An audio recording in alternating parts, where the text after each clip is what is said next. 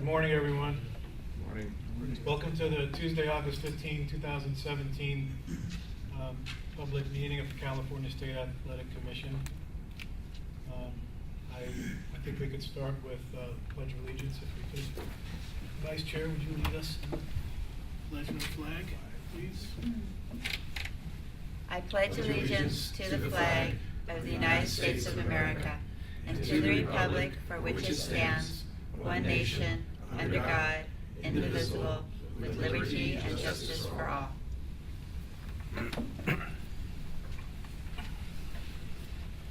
Okay, the next item would be to establish our quorum. So, Mr. Foster, would you please call the roll? Yes, Mr. Chairman.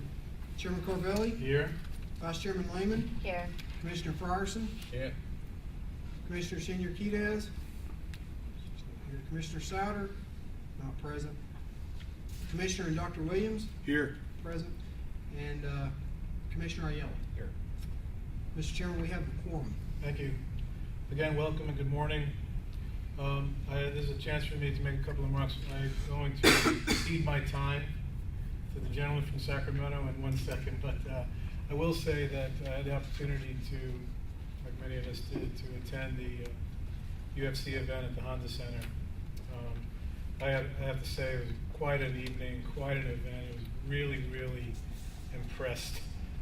Again, Andy, for you and the team and the work that you guys did and how efficiently it went off. And I had the opportunity to meet the owners of UFC, the various people in charge, and every chance I said, please keep coming back to California. We'll make sure that all your athletes make weight.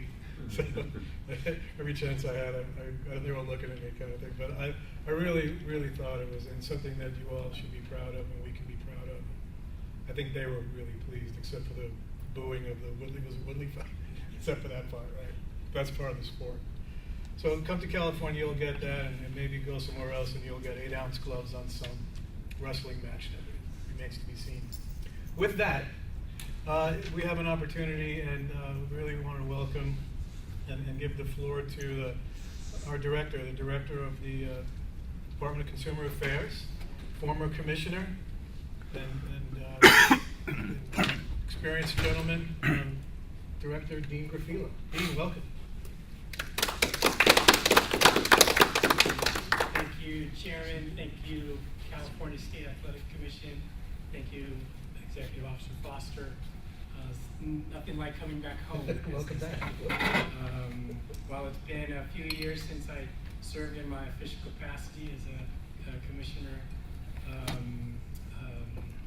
I'd be remiss if I didn't mention how my time with the commission has always remained in my heart, remained in my mind.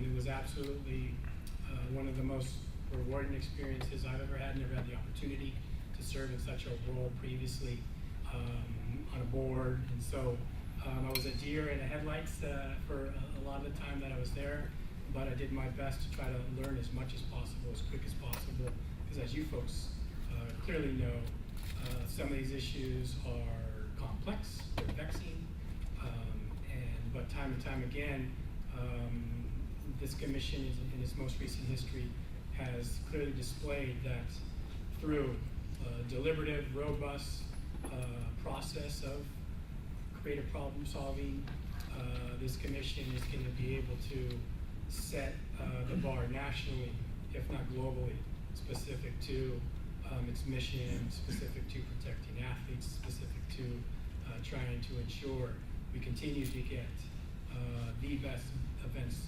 globally for the sport. And I'd be remiss if I also didn't mention that when I returned to the Capitol as legislative staff, and I knew that I would have to cede my role as commissioner, I mentioned to Appointment Secretary Mona Pasquill many times, hey, allow me to be the litmus test in terms of recusing myself when necessary to ensure there wouldn't be any kind of conflict of interest. The governor, in his wisdom, obviously didn't grant me that, but here I am as the director of Department of Consumer Affairs, and as you folks well know, It's one of the 39 entities under DCA. Wasn't part of my plan in 2017. But to- they had bigger plans for you. Fair enough. Wasn't part of the plan in 2017. I will quickly agree with the chairman that, yeah, they are quote unquote bigger plans in that there are 38 other entities that I need to work collaboratively and constructively with either the executive officer or the board presidents towards its mission. And while consumer protections broadly may in fact be something that is easily identifiable, again, as you well know, how the Athletic Commission goes about ensuring consumer protections, obviously athlete health and safety, can be sometimes different than 38 other entities. My vision is that similar to how this commission, as I mentioned, has set the bar nationally, internationally, in terms of consumer protections and serving the athlete, in terms of protections of its athletes, that we can share best practices across those 39 entities, so that we are, in fact, again, always keeping in mind that of our mission, always keeping in mind the health and safety of consumers, athletes, what have you. And so I'm not going to take too much of today's time to go page by page in terms of my background, because I know so many of you already. Dr. Williams, I'm looking forward to hopefully spending more time getting to know you, and I know that we do share some interest in terms of physicians here in California. As a former lobbyist for the California Medical Association, I was able to learn not only about some of the impacts that this sport can have on brain trauma of athletes, but I know that is an issue that goes beyond just this commission. Specifically, I would suspect some of the research that's being done currently specific to mixed martial arts it just carry over to what's happening in football as well. And so maybe there are in fact ways that we can collaborate with the NFL, whomever, in terms of trying to make our sports as healthy for the athletes, and obviously make it one that spectators are going to want to continue to go to. Please always know that my door is going to be open to each and every one of you, specific to advancing the mission of the commission. Again, or maybe not again, I have said it to some of the other entities at DCA, that hopefully they understand that this commission is always going to be my favorite entity under DCA, just given my shared history with so many of you. That's on the record there, Director. My shared history with so many of you. Executive Officer Foster, I'd be remiss if I didn't mention how you've done a tremendous job in terms of writing the course of the commission. Like so many entities, there is an evolution that happens, and there is ups and downs. And again, so proud of the work that you and the board have done in terms of writing the ship of the commission. I think it's going to only continue to rise. And again, I think that we're going to be able to continue to set the bar nationally, globally, in terms of mixed martial arts and everything else under the commission. I'm happy to answer any questions, but again, I know you have a full agenda, and I'm not interested in delaying any further. Take a couple of questions. Commissioners, do you? Nothing? Do you have any advice for the commission or commissioners based on your experience? So, I mean, again, because my time on the commission was a little short, can't offer any pearls of wisdom per se, other than what I was alluding to earlier. My approach to issues that I'm not an expert in is one where I seek out the insight, the wisdom, the experience of frontline experts. And how one expert may see the same issue can be different from another, and it's so very important that you do solicit a diversity of insights, because you are going to have to make a decision, and I think only when you go through that deliberative, robust process, you're going to have confidence in the decision that you've made because of, again, that deliberative and robust process. There's many examples whether this board, this commission has done that, and at the risk of sounding bold, we'll just continue doing the work and the approach that you folks have accomplished. Gentlemen, do you have anything? Yes, sir. Age before beauty. Age before beauty. Yeah, I'd like to ask one question. Been for years and years, I wonder about that your group, do they ever invite anyone from the governor's office to come to a meeting or anything like that? To any of the other? Yeah. Because I noticed they didn't. So, what we try to do is naturally, inform the public at large in terms of, these meetings. I hear your point specific to the governor's office. Time and time again, I share with folks, again, because of my bias of this commission, the great work that you do with the governor's office. I know that some folks have attended in the past. When I was commissioner, I do recall some folks attending, but to your point, I think it is important that they are reminded of not only the quarterly, or can't recall how often the commission meets, but to see the internal machinations of this commission is important, because again, I think we can be an example for so many other kind of regulatory entities. Okay. Yeah, I just want to say congratulations on your appointment as director. I think you have done a great job in making that appointment. I've been able to follow your career over the last couple of years and your professionalism. So I'm just very happy that you're here directing our commission and 38 others. So congrats. Thank you so much. Before you go, I have a couple of requests for you, Director. As you can see, it's kind of a frustration, but there are not a lot of attendees from the public here. Mhm. That are leaders. And we're trying different things, but I don't know if we're making as many inroads as I think we'd all like. So that, along with more, information out there to the public, to the retired boxers for the pension fund. Yeah. Those two things, we could sure use some help from the agency. There were resources that you could assist us with. As Commissioner Frierson said, not just the governor's office, but let folks know what we're doing, and we really would welcome their attendance and input. Okay. Let's find some more, retired fighters that we can help. And to piggyback on that, the reason why I asked you that question, I run into the governor at certain different things, and he said, John, how come we don't have more fights in California? And I explained to him, we have more fights in California than any place else. But he doesn't, if you have somebody from the office to come visit, they'll see why, they'll know why. It's so simple. And I explained to him, it's the different tax things and the whole bit. That's why I said, maybe it would be good if the governor's office would have somebody at a meeting and really get them to understand some of these things. Appreciate that. I absolutely have no hesitation being a champion for the commission events. I understand perfectly how attending a UFC event may be a little bit more appealing than a commission meeting, but nonetheless, if it weren't for the commission meeting, the event wouldn't exist. Right. And so making that direct connection, again, I have no hesitation in being that champion. I'm remiss in not mentioning. Thank you for reminding me of the boxer's pension.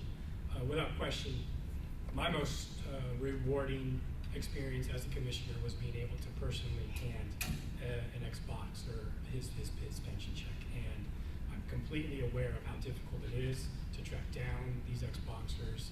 But believe you me when I say it is absolutely rewarding for not only the commission, not only for me at the time, but for that ex-boxer to receive their pension. So if we can amplify the work of this commission specific to the boxer's pension, again, I have no hesitation in being your champion towards that effort. You heard that, Mr. Foster? Okay. Thank you. Thank you, sir. Thank you. Thank you for coming. I appreciate it. Okay. Let's go to agenda item number 3 if we could. Yes, sir. Huh? For the record, let's note that Commissioner Shanakidis is here for the rest of these items. Welcome. Okay, so agenda item number 3. Thank you, by the way, for that. Approval of the May 16, 2017 Commission meeting minutes. We could start with a motion to approve the minutes, please. Move to approve. I have a motion to approve, Commissioner Arrow, a second. Second. Second, Commissioner Shanakidis. Now we can go to commissioner discussion. Any changes, edits, comments? Yeah, I had a few changes or edits, and I think Mr. Foster's ready to read them. Yes. On page 3, 3 of 9, item number 7, under Vice Chairman Lehman, E.O. Foster explained that though there are huge health risks with dehydration, it should be thee, not they, the Y is stricken.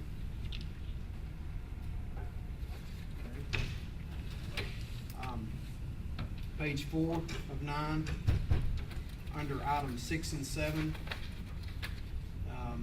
E.O. Foster explained he is fully aware, everyone, the issue is extreme, and the words almost exclusive has been stricken, and the words most prevalent has been added.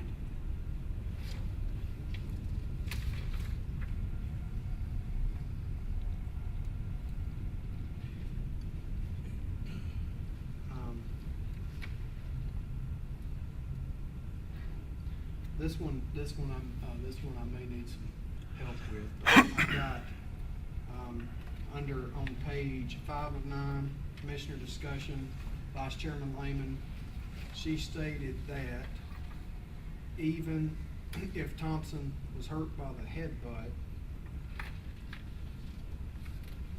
notifying, Should be the consequences of. right, the consequences of not notifying the referee when injured are on the fighter and should not justify a change of decision. And we're striking, she stated that it appears that he was not prepared. Right.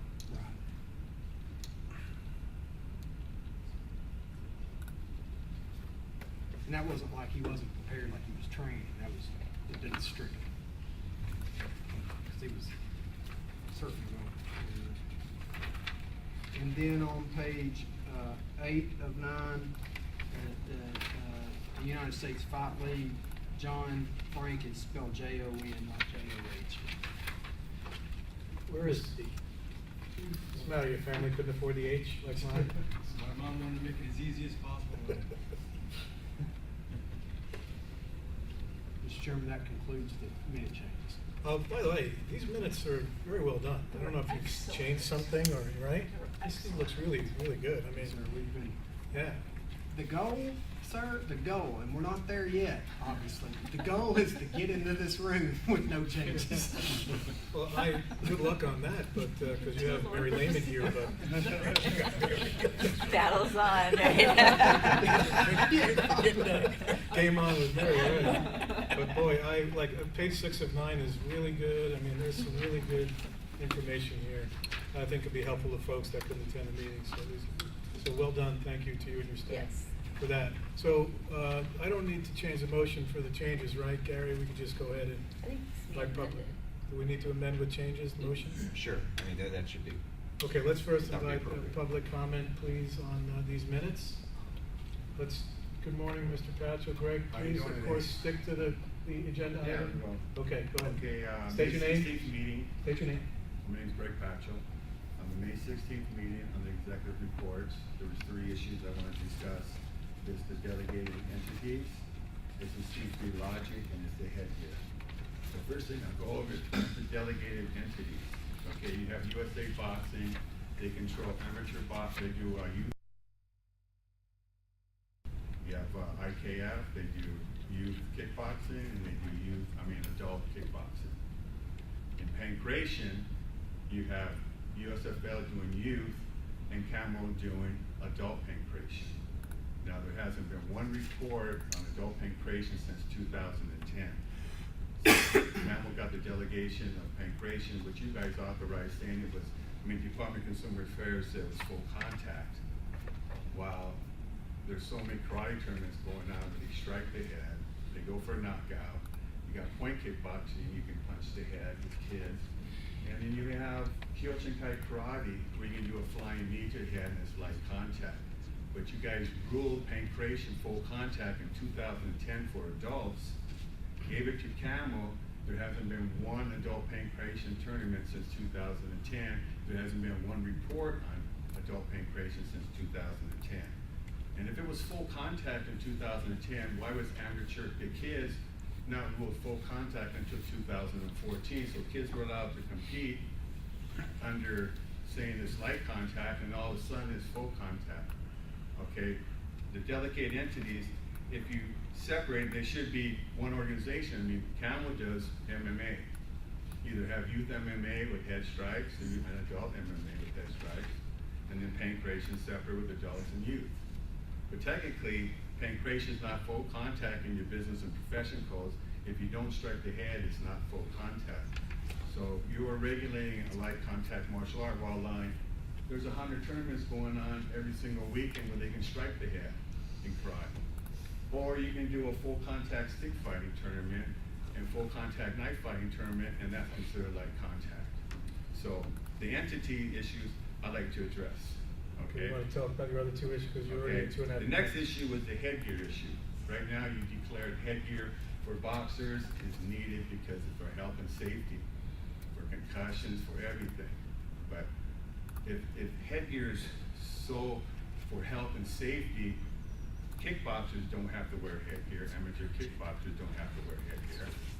Amateur MMA fighters don't have to wear headgear, and they can kick to the head. And you say headgear is unsafe for amateur MMA. If it's so unsafe for amateur MMA, why do you have kids doing pancreation wearing headgear? They're proven it's safe.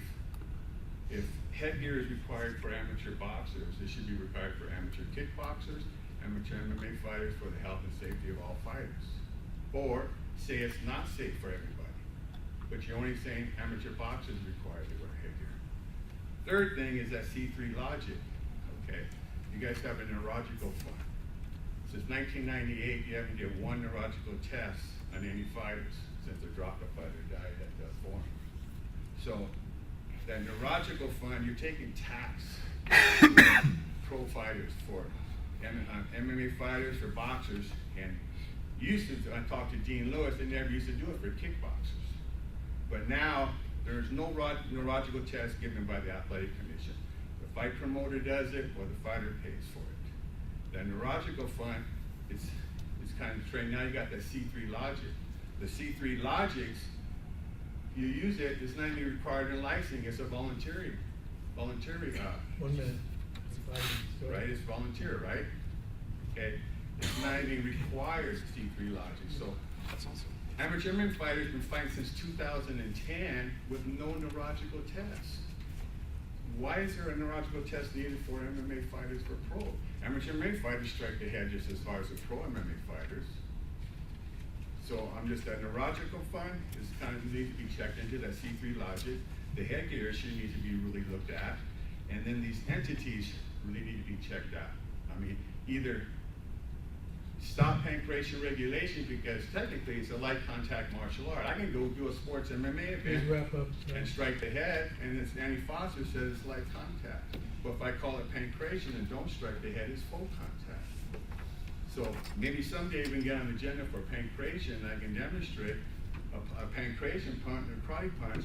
Karate punch is light contact. A pancreation punch is full contact. You're going back over the same ground, it's Okay, 5 thank you. minutes. Thank you. Anybody else to comment on the minutes? Okay, we need to revise our motion to include the changes. Commissioner Aiello, you okay with that? Yes. Commissioner Chanakidas? Yes. Yes, okay. So, any other commissioner comments? Let's call the roll, please, for a vote. Chairman Corbelli, Aye? Vice Chairman Lehman, Aye. Commissioner Fryerson, Yeah. Commissioner Shinyakides, Aye. Commissioner Dr. Williams, Aye. Commissioner Aiello. 6-0, sir. Thank you. Agenda item number 4, approval of the June 5, 2017 Commission teleconference meeting minutes. Go to your tab number 4, see the very brief minutes regarding the way else. So, Vice Chairman Lehman, do you have any comments? No, they look good Oh, to me. fine. I hereby move to approve the minutes as is. Do we have a second? Second. We have a second. Any commissioner comments? We invite public comment on this particular item. Seeing none, please call the roll for vote. Chairman Corvelli, Aye. Vice Chairman Lehman, Aye. Commissioner Fryerson, Aye. Commissioner Shannon Kedez, Aye. Commissioner Dr. Williams, Aye. Commissioner Aiello. 6-0, sir. Thank you. Okay, agenda item number 5, our executive officer's report, Mr. Foster. Thank you, sir. Before I begin this report, I'm going to be giving you some updated numbers. Didn't provide them to you as a handout as per our policy, but I have the updated fiscal month 13 numbers that closed their fiscal year out. I mean, there might be a trickle or two of something that's still coming in. They leave it open for a long time, but the budget office just provided us the fiscal month 13 numbers. As I've mentioned with this commissioner at this commission at the last meeting, and multiple times, that we were going to run a small deficit last year. Okay? I mentioned that. My initial thoughts and where the initial numbers came in at was a deficit was going to be about $50,000, and that's what I included in your meeting materials. The deficit actually came in smaller than that at $33,000. The revenue was $1,562,028, while the expenses were $1,595,028. So we run a $33,000 deficit. There are several reasons for that, but the main reason is we had a significant television show switch dates that moved it into the next fiscal year. Otherwise, we would have been just fine.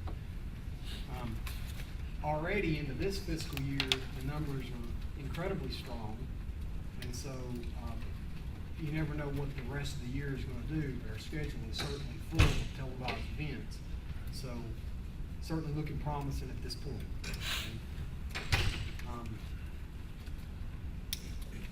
Has not affected our reserve. The reserve, the fund balance as of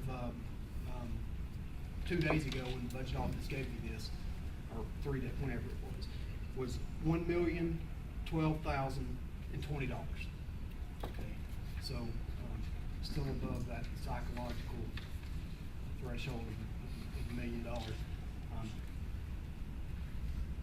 And we've just had some pretty big months. So I mean, is it coming in? So we'll keep you posted. The report on the pending and proposed regulations, on number 1 on the payment of contestants, I took a special note. I've been working with Gary. One of the directions that Commissioner Vice Chairman Lehman gave at the last meeting was, I believe it's almost a direct quote, let's get this moving along off the desk or something to that effect. And Gary and I have been working on it. We've moved it along inside the department. I mean, it's moving along. Yes. And we've got an extension, okay? The extension is granted till November 8th, so we don't have to restart this one, okay? So I've got an extension from OAL, and when I say I mean Sophia got it, guys. Headgear was approved on July 18th, 2017. That regulation package is done. The commission, and this commission will stop hearing about that regulation package now because this is the update. It's done. The weighing time, dehydration regulation, that one was done on July 12th. Again, that one's done. We're gonna take that one off for the next meeting. Examination of boxer applicants and neurological assessment. We just heard in public comment a little bit about the C3 logics. I worked with Dr. Williams and the medical advisory committee, and Dr. Williams and I spoke on the phone about this, and this came from some of that. And I think once we get to that agenda item, it will address the C3 logics, not by name, but it's actually in the regulation that's proposed that you guys will be looking at a little bit later in the day. And then we also heard in public comment, headgear for amateur kickboxing. While the IKF already requires headgear for amateur kickboxers that are under 18, this is on the agenda also later on the agenda. Moving on to our status update on our delegated entities. Just wanted to give before I bring the various entities up, just wanted to briefly discuss the USA Boxing report. And Commissioner Lehman, if you'll see, as you requested, the schedule was included. Okay. Let's go out far enough now. Should go out into our next meeting. It only goes out to September 14th.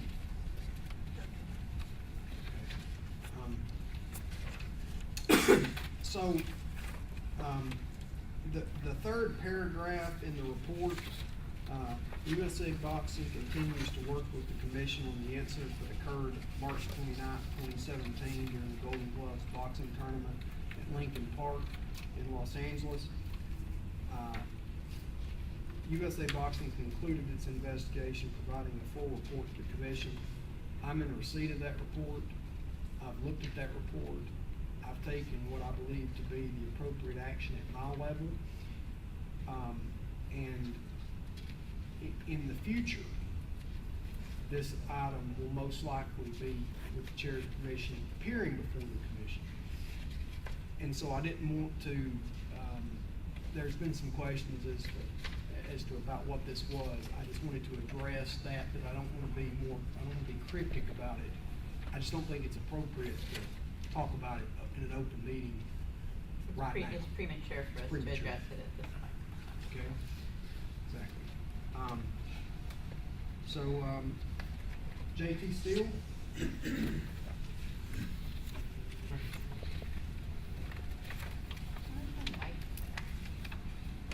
JT Steele, President of Camo. How you doing, JT? Are you able to get him? So there's no mics at all, are we good? So This we're is, yeah, I ready to just put do the that- webcast, sorry. They didn't request, no mics were requested for the room. You know, since you do have that road mic, we can move this over there. I can get you from here, I'm Okay. getting you. Okay. You can, Okay. maybe you wanna just come on a little closer to us? Come on in. Yeah, just come on, drag the Or whole perhaps table. you can get a Drag chair the if whole you table. want. whatever. You know what? Make No, yourself okay. comfortable. Just stand right here next to Andy. Well, good morning, JT Steele with Campbell again. Welcome, thank you. Commissioners and Chairman. We've had a good summer. We've had a busy summer. We're moving forward, preparing for the slow season. But we've got some interesting things going on. We're just about ready to launch our new website, which is going to be great. I think our current website's great, but our new website's going to be better.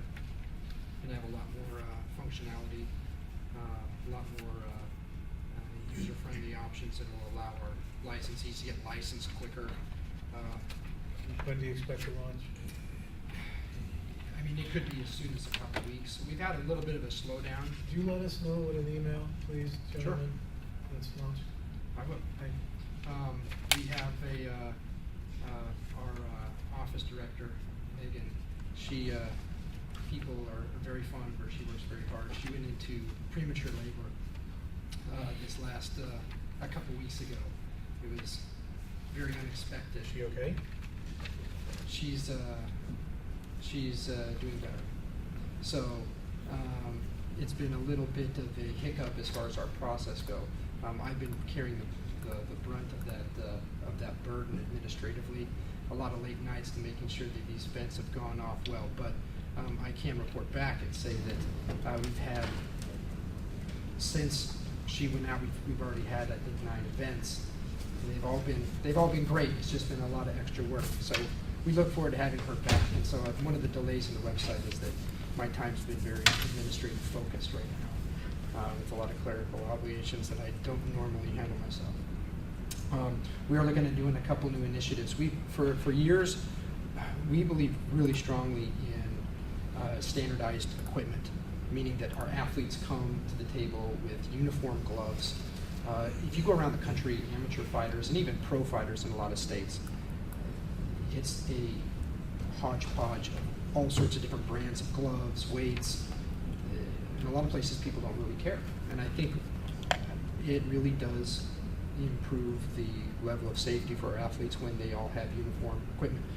The way that we've done it is we provide a very low-cost glove available for purchase for our athletes, so we can provide them, and we distribute them at events. It's costly, and that's very time-consuming for us to handle distribution ourselves. So what we're looking at is actually a relationship with Amazon Prime, where our athletes will be able to order their gloves and receive them within a couple days through. We all know what Amazon Prime is and how convenient that is. It'll take a huge administrative burden off of Camo to be able to partner up with Amazon and be able to get our equipment distributed through them. So, You actually could create a partnership? well, it's not a partnership, but it is essentially we can do for a fee. They will handle our distribution for us. It would be that somebody potentially outside of Camo could buy amateur gear, California gear. I don't know why they would do that. Perhaps they would. You know, I'm sure if you put anything online, somebody somewhere might buy it. Well, would that yield some profit to Camo? It potentially could. I don't think we'll even entertain that thought until we actually see if this fulfillment and this distribution works and it's efficient. If it does, and if there is, revenue there to help Camo and the amateur program in California, we'll definitely look to exploit it and do the best that we can off of it. When do you think that'll go up? Well, that was something that Megan was running point on, and so because she handles the distribution, so that's going to be, I think we're probably 4 or 5 months out on that. Our goal is to try to have that set up by the end of the year. That's our goal right now. No more kids. What? No more kids. That was Is that a motion? So that's been exciting. We're actually already looking for starting on the next version of our website as well. So, and that's kind of the way the website business works. When you try to stay on the forefront of technology, as soon as you launch your website, there's already new technologies that are coming out. There's already new ideas and concepts being floated out there. So we're already looking for the next evolution as well. It's just a constant process that we always have to be involved in. We've had some great events with USFL. JT, you don't have any personal information for the fighters on your website, do you? Personal information? Their contact information, Not available to the public. No, they have the option when they create a profile, if they would like to disclose a phone number or contact email or other way of communication to promoters who are licensed promoters, they have the ability to elect that. So if, for example, if I was a fighter, when I became a registered member, a licensed athlete with Camo, I could choose to allow Roy Engelbrecht to see my contact information, but I'm in control of that. So, but anything available to the outside public, the only thing that would be public knowledge would be their name, their record, public information that's available to the public. Everything else is confidential. And so, or not included. You mean, it's not on the site. They're not inputting their private personal address or anything like that, or their social security numbers? Or? Their address is on there, but it's not public. It's on the back-end database. I mean, our website is a forward-facing database website. So, in our database, yes, is our addresses, absolutely. Is there some information, height, weight, color of eyes, gender, suspension history? That's also, a limited suspension history is available for the public to see if somebody is suspended or not. That's public information. Right, I'm the just talking details. about their personal, private. Right, the details of the suspensions are Okay. not. So you probably should just work with Andy before you release that to make sure you have the right security in place to Okay. protect the data. Okay. No problem. Yeah, I have a question. I thought we addressed this before about camo requiring that they use camo gloves. And then we had some issues about it, and wasn't it that you couldn't make a profit? I mean, I think if you require people to use your gloves, I feel, I have concerns about Well, they getting a also. profit from that, because that's a we're- hidden. We did talk about that, and, there is, I believe we can sell things, nonprofits can make revenue, but we also have alternative glove that we have with Century, They're given that a athletes. choice. Okay, that's So the they key. do have a Okay, got it. choice. If they don't want, I mean, realistically, we provide those gloves cheaper than they can get them anywhere else, but. And they're they- better. Yeah, and they're better, but they have that option to go elsewhere, Okay, if then they that's, want. then Yeah, I'm they're given a comfortable with choice that. of approved list or whatever, Yeah. and then Okay. they can. We have an approved equipment list. Okay, great. So they can look elsewhere if they want. We You could just, have different price points for the general public and make some money. that's That's what I was wondering. That's definitely an option for people outside of camo, because really our main focus is getting them the equipment that's high quality at a very low price point that they can afford, and that it's standardized. Once those needs are met, if we can do other things from it, great. And we're looking forward to that. The other thing that I'd like to, in closing, that I would like to let you know aware. We just had different trends in amateur. We have fewer events now, but the events have, which is good in a sense, because each event is actually, on average, is significantly larger in scale than in years past. We have much larger event. We have events that have twice as many fighters on the card than they used to have. And so in doing so, our fees, I think they're probably good. I think it's probably ripe for at least a revision in some areas, because just the landscape is changing. I think there's areas where we could probably reduce in some areas, and areas that we need to increase, just because the nature of the trends are changing right now. And I think this will continually evolve, and I think Right. we'll need to adapt and change and make those changes. So I think the next commission meeting, I might have some proposals for you of some things that we would like to change in our fee structure. They're not here yet, but I just, if you're open to hearing those, I think it's timely, so.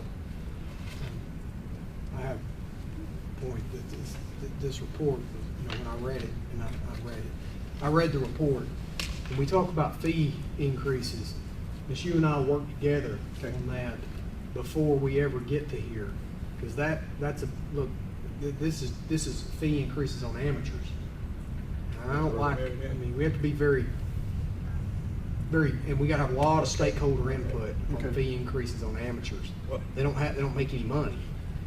Well, Now, look, Hold just, on, make sure. and another thing I would like to see Come in is, the house, you don't and have I've to got keep it at the office, but I'd like for you to provide it so the commissioners can have it, your gross revenue for the last 7 years, okay? And see where the gross revenue dropped off in 2013, because I know that it did in some respects when you reduced the fees. Chairman Carvelli is on that subcommittee when you guys went through the restructure. Martha. And Commissioner Martha. But I think the restructure's been good for Campbell. It has, it's been great. And I guess what I'm saying is the executive officer, just so we get here, so that it's out in the public, is before we ever bring a fee structure here, we've got to have a reason to bring the fee structure here, and let's see what we're gonna do, because this is taxing amateur athletes. And this isn't, and I'm not actually proposing necessarily that fees are increasing. My concern is that the industry is changing, and so the way that we apply the fees should be maybe, it's just time that we We can certainly and I talk can about sit it. down there and talk with Andy and those type of things. It's just, Okay, I think we got it. Work with Yeah. Andy before you come here. great, happy to do that. I think there's a typo perhaps. He's on the minutes. Yeah, there's nothing missed. In the financial report, in anticipation of the October 18th, 2016 meeting. Ooh. Well, I don't anticipate that one. Thank you. Okay. Do you mean 2017? I did. Okay. Andy? Yes, sir. Thank you, Jay. Thanks, JT. Great. I have a question. Uh-huh. So, I just went to this really weird new thing that you guys are regulating. This open hand slapping Brazilian Jiu-Jitsu tournament thing. Where does that fit into this whole, it was a very strange, It is very strange. it's a very strange It's amateur. definitely, it definitely falls, you know, it's definitely something new. So we're taking a look at it. You know, I think we should probably report to the commission after we do a few of them, and I think I've been in contact with Andy about it. You know, it's essentially, you know, it is a mixed martial art. It's a very, very limited rules. It's more than jiu-jitsu. It's less than MMA, but they do strike, and so it's kind of an interesting area. We don't know if it's going to become popular. So far, there's one person that's doing it, it's Eddie Bravo, the Eddie Bravo Invitational. It's been very interesting. Very odd. It's a culture in and of itself. Jiu-jitsu is that jiu-jitsu culture is very different from MMA. It's kind of different stakeholders, which everybody kind of thinks, oh, well, jiu-jitsu is the same stakeholders as MMA.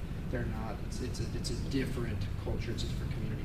But they came looking to sanction their event and limit their rules, and they've done it successfully. All the fighters have been blood tested and screened, and it's suspensions grown. issued. It's really grown. And so it's, you know, it probably is something that we take a look at in the future. We've done 2 of them now, and they've both been very successful. There has not been any injury, not even a suspension that has been issued at one of these events, but probably an item for an agenda in the future. Well, when we were talking about it with John, I think, John McCarthy, I think part of the reason was it's kind of in that quasi zone. It is. And so it was better to send JT and just, I think it was their request. It was. It was their request, just to stay legal and make sure they're good, as opposed to Yeah, somebody. it's on the border, and they came and they said, hey, rather than do anything that might push the envelope, can we just regulate this? We obliged. Everything that they do falls under a rule set of that has been improved by the commission in years past. So it's interesting. Is it going to go somewhere? I don't Very know. interesting. It was very weird. Okay, anything else for JT? Thank you. All right, thank you. Mr. Chairman, Steve Fossum with the IKF. Hey, guys. John, Stephen, grab that table and just kind of drag it over to Andy, please. You can bring some chairs and get rid of that stupid lectern.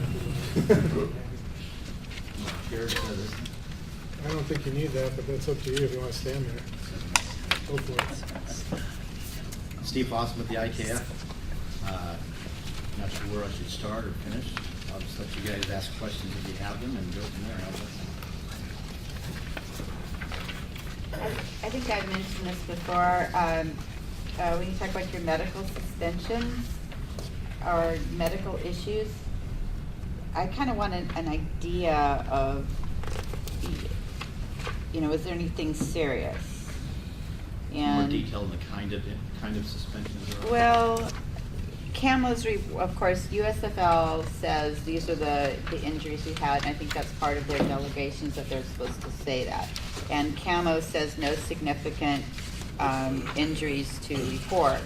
And yours doesn't make any representations at all about the nature of the injuries. Yeah, that's And it- however detailed you want us to do, we can do it. I didn't know how detailed you want. Well, I think you should tell us of, you know, Broken if bone. there are any, you know, serious, or, you know, if you wanna make a statement, like Camo says, there was no significant, you know, injuries to report, that's fine, that's your representation. We're trusting you, because obviously we trust you with the delegation.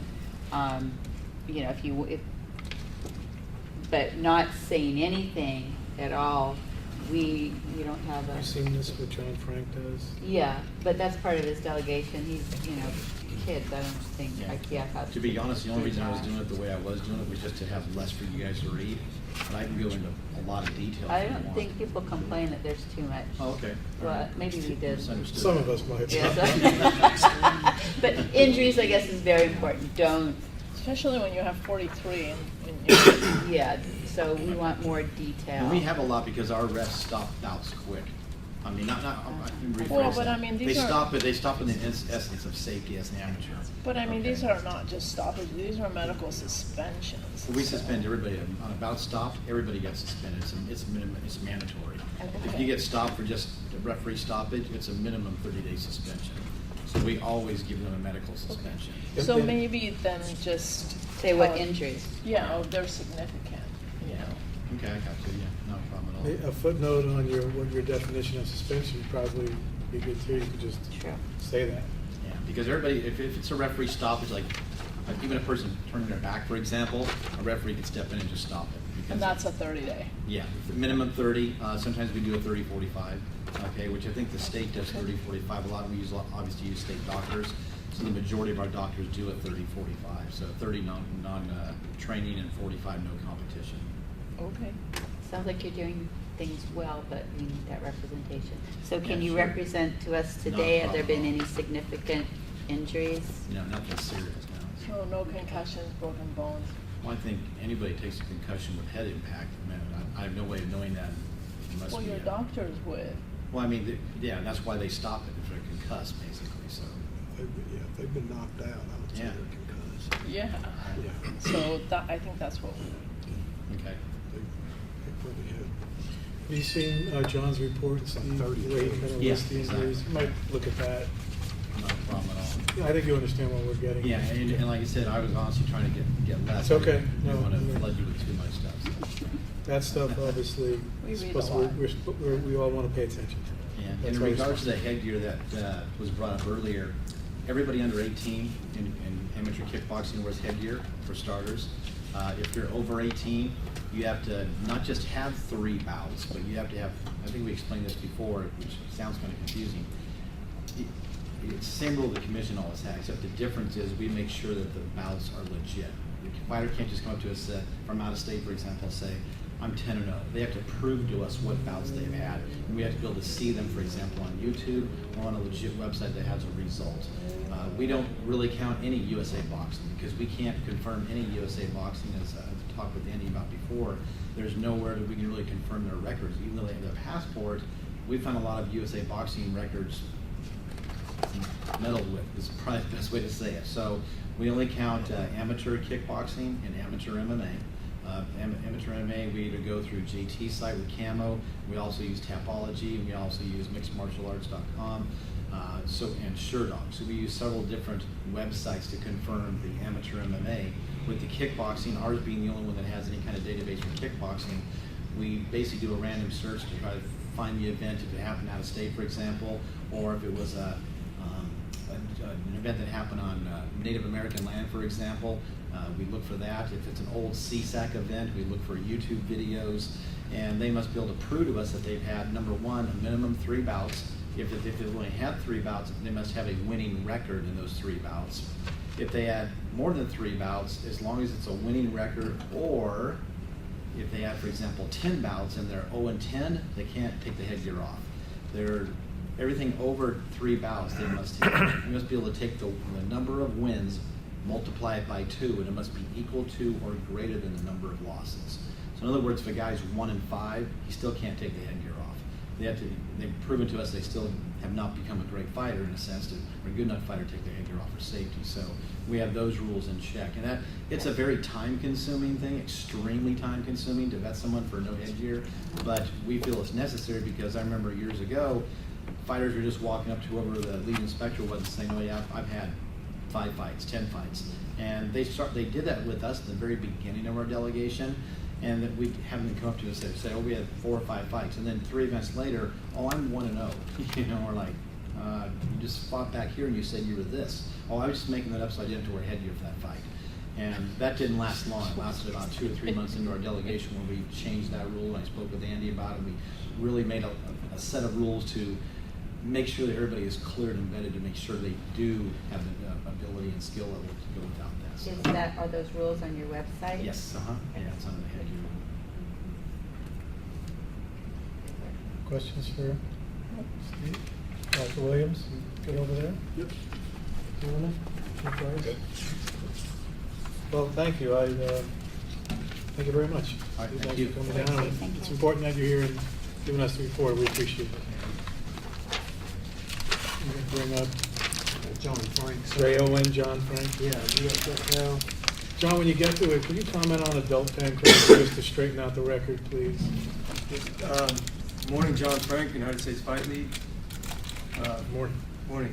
What did you want me to clarify? You know, the public comment about adult pancreas, just clarify for the record what it actually happens or doesn't happen when you get to it. This is your report. But, Okay. thank you.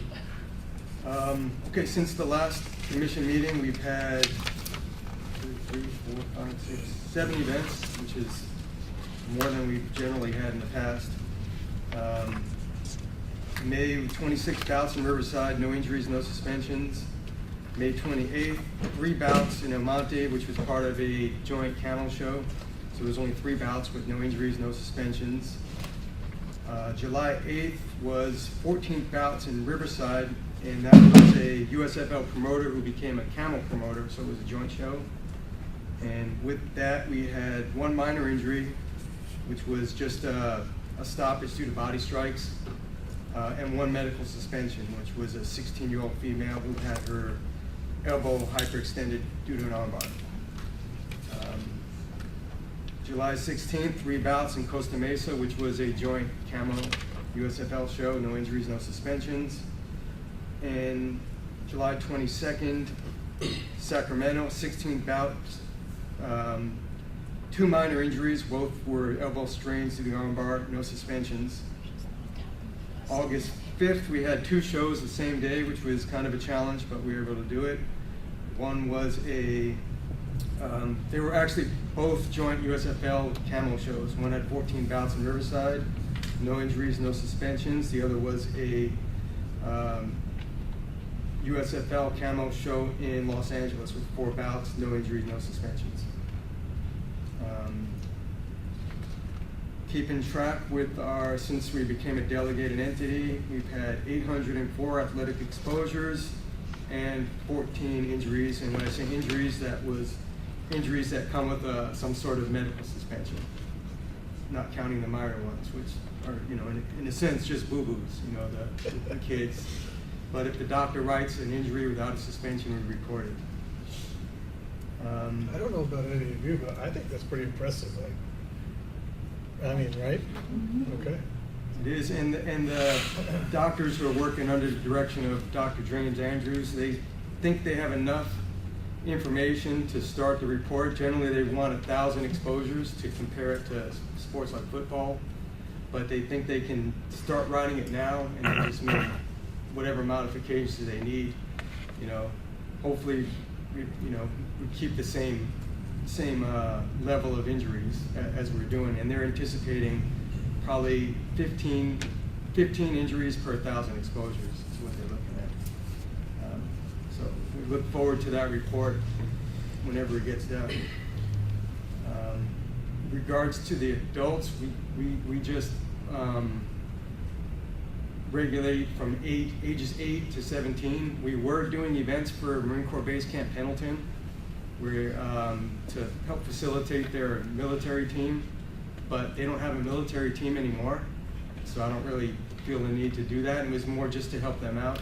So in lieu of Pancration and Camp Pendleton, we've been doing grappling tournaments for their annual CG Cup championships, which is just Camp Pendleton personnel only, military. This would be considered adult pancration. Yeah, it's basically the rules that we say are the C-class rules, which are the same rules and scoring we do for the grappling portion of pancration minus the strikes. So it could be called C-class pancration or USFL grappling. And again, the only place we do it is for the Marine Corps right now, and I do it as a volunteer service just to keep their combat sports going on. So that clarifies what all the public comments. Right. But we haven't done any. There hasn't been the last open tournament we did in Camp Pendleton. There's been very little interest for adults. So the reason we did it again was just for the Marine Corps team, since they don't have it anymore, and then the outside adults weren't much interested. We didn't see the need to do it. So I don't know if that clarifies. Yes, thank you. Great. And so in addition to that, and I have it on my report, we were contacted a couple of weeks ago by an organization called IMAF and UMAF. They're an international MMA sanctioning body, and they're interested in having a youth world championships. I'm not sure exactly where at this point, but and they also want to obviously get MMA in the Olympics. So some of the prerequisites is to have a youth development league worldwide. So they just asked us to, I guess, tag on to them to be called their youth development league right now, even though we're pretty much, this is all it is. There is really nothing else in the world, from what they told me, where they have youth league. I think they're starting something in Ireland. So,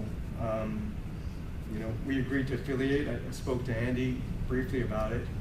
And the one thing that we will be getting off of this is a platform that will work with that Compete Safe system that was demoed a few months ago. This is the actual platform that will work with it. So we can flag suspended kids and keep their medical information in a secured manner that kind of jives with exactly what that presentation was. So I've looked at it, haven't used it yet. I'm still trying to learn it, and I'll keep Andy on track with whatever happens with it. John, I know you want to get to the Commissioner Williams. Oh, yeah, so about your affiliation with the Youth Development League, and, I guess I understand that this is, it's a compliment, to you and to us for Youth Pancration USMFL. We've done a great job, and it's popular and it's safe, and we're doing well. And so the MMA groups want to affiliate with you so we can make MMA a part of an Olympic sport. I guess my concern is that you are our delegated entity, and we worked very hard to make, with you, as you know, for a long time, to make Youth Pancration not youth MMA, to make it safe and all these special rules. So, calling you Youth MMA or affiliating with that makes me a little nervous. And also, when people affiliate with you, since you are our delegation, they indirectly affiliate with us. So I have some concerns, about that. But if you run it by Andy, and maybe you can speak to this about what you think. We're at the very early stages, and I had the same. We got to see. The bottom line, I don't think you can affiliate with anyone without our permission. Yeah. Can you tell them about the headgear? Are Yes. these the same people that were organized as a sort of arm of UFC very early on so that they could have an amateur arm to, and then sort of didn't go anywhere? Kind of? Sort of? Okay, got So it. this is an issue that we still Why have are to you, why are address. you nodding your head?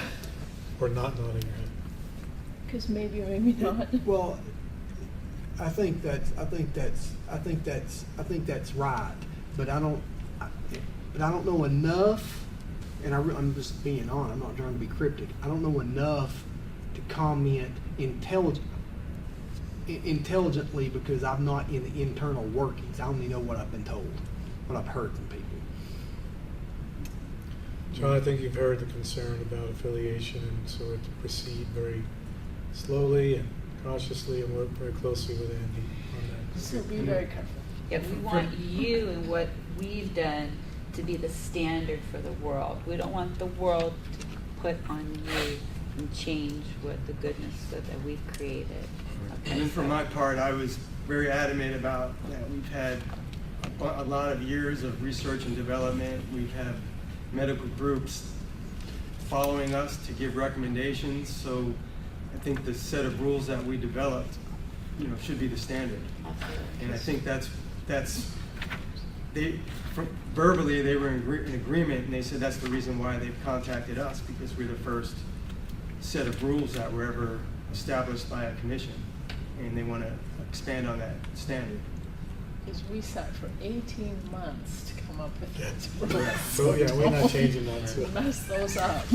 We've invested interest in those Right, rules. exactly. So, that was the first thing that I indicated. I said, it was hard to get where we're at, and we've invested a lot of time in research and development, and if you're gonna make something up that's different, you're kind of defeating your purpose.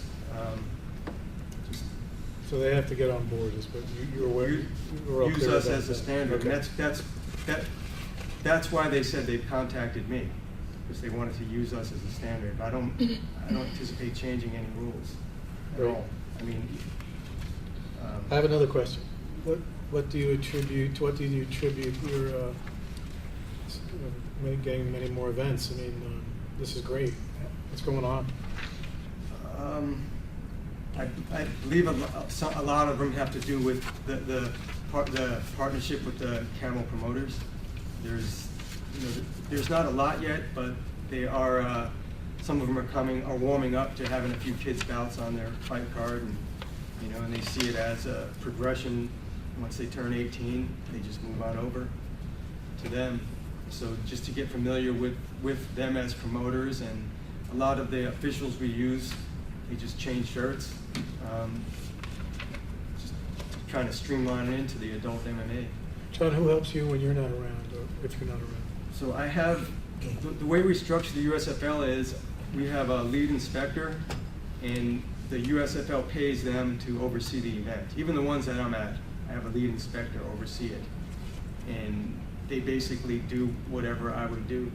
They're responsible for the paperwork, the collection of results, and then any outstanding licensing to make sure it's done before they get approved to fight.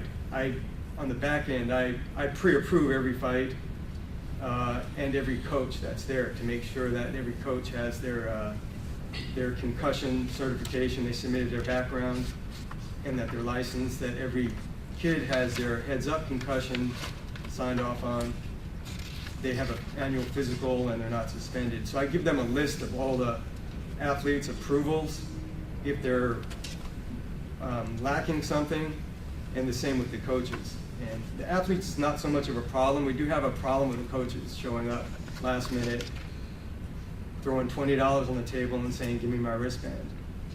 And which unfortunately we can't do that because there's a lot of things they have to do before the event day that we have to verify. You mentioned that before. So that's been our biggest thorn right now, and we've Gotcha. thrown Thank you. at least 3 coaches out of a cage. Good for you, thank you.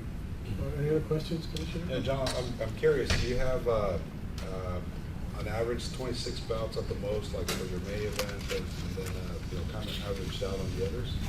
But you have like, August upcoming event, LA Coliseum. What's the setup there? And I mean, how large of an event is that going to be? That's actually Roy's event. It's the Coliseum Gladiator. It's a camo show, and they added 4 youth fights to the last one. We're gonna add some more, 4 again, 3 or 4 to the next one. Just like kind of as a pre-show to the adults. Before the adults fight, they have some youth bouts. It's a beautiful show. So Oh, so it's a combination of a number of leagues, USFL, Camo. right, camo and USFL. It's mainly a camo show, but before the camo fights come on, just like what we did in the OC Fair, there's just a few youth fights, kind of as maybe to warm up the crowd, to show that there is, there's a long line of kids that are waiting to be MMA fighters. The Coliseum is like 95,000, attend maybe 100,000. I mean, am I reading this wrong, or I mean, is that? Actually, I wasn't at is that the fight, venue? but Is We that do it on the venue? peristyle end. We do it on the peristyle plaza. Got it, okay, so you're not- So we look through the Coliseum peristyle to the field, but we do it there, and it's a phenomenal setup, about Pictures are 1,500 seats. amazing. Yeah. It's amazing. I'll have to go You gotta check it out. to check it out, because It's I impressive. just can't imagine the Coliseum, being filled out like that. Let me know when you go, you can take me to dinner. All right, sounds good. One other thing that I didn't have in my report is I actually got the phone call last night. So we, as you know, headgear is required for USFL, and we haven't found the perfect headgear yet. So we have a wide variety of styles and vendors, and to try them out. So we do have a new one that I've shown Andy. It's actually developed for wrestling, but it has a 360-degree padding around here, and it stays very secure on the head. Had like communication problems with the developers to send me a sample so we can try it out and practice, and it works good in practice tournaments. But I did get a call from them last night, and they were under the assumption that they send out a sample, but I never got it. So they said today they will try again, and I'll film videos of training with it, and hopefully we can put it in some competitions. Take a look at it. But it looks good on paper, and they've done research about impact reduction and things like that.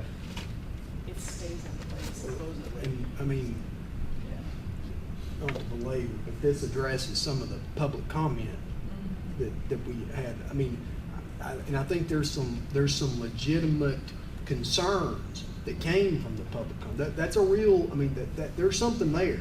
Yeah. And I've thought about it a lot. But this headgear, I think, addresses that issue appropriately. Great. That's all I have. Any other questions? Thank you very much, John. Thank you for coming. Great report. Mr. Foster, are you okay with suspending your report? I see Mr. Thompson here. Maybe we could bring him up and get to that agenda. Yeah, absolutely, Mr. Chairman. If we could just maybe take a 10-minute break just to set up the video. 10-minute break. I was going to go to the restroom anyway, so thank you. Good afternoon, morning. We're still in morning. We are back in session. So we're going to suspend for now agenda item number 5. We'll pick it back up after this next agenda item. So we will now move to agenda item number 7, which is review and possible action of petition to change the decision of Josh Thompson versus Patrick Giffer at the Bellator event on February 17, 2017 in San Jose. We have with us here today, Commissioners, Mr. Thompson. We have on the phone referee John McCarthy. Hello, John. Hello, sir. How you doing? Good, thank you. Mr. Foster, take it away. Mr. Chairman, we're back here taking this up again. I'll take that as my error. I didn't. Mr. Thompson was informed he was on the agenda, but I didn't reach out and tell Mr. Thompson, you can come to this meeting. and he didn't know that he could appear to represent himself and to do this. We're here now. As you know, I requested to you and the vice chair when we were setting this agenda up, I requested this, and you granted it, so I appreciate that, sir. Well, and let us say too, first of all, we really are glad you're here. We want to hear from you. Sorry for that confusion at the last meeting. Sometimes we think people know things when they don't. So we all have to do a better job of informing, particularly the parties involved in items that you're always welcome here, not just today, Josh, but any time to give your input, and we'd appreciate that. So you have as much time as you need to tell us what you're going to tell us, but I don't know, Andy, if you're going to speak first or however you want to do this, but. Well, sir, not to just, I think my appeal summary kind of sums it up, the change of decision summary. There was a clash of heads that occurred in the second round between Mr. Thompson and a pit bull. I'm going to call him pit bull because that's what everybody calls him. And there's no question at all that clash of heads occurred. So that's not in dispute. John didn't see it. That's not in dispute. Okay. Josh is asking for a petition to change the decision. That what is in dispute is the events that occurred after the clash of heads that happened, and that's what the commissioners have to decide. And you notice on my appeal, on my summary, I didn't list an EO recommendation on this one. This is a commissioner decision to make. It's up to you guys. For the record, could you remind the commission of what actions took place at our last commission meeting? Yes, we took this item up. Josh sent his statement along with his video evidence. Mr. Fryer Pitbull sent in his declaration that was signed.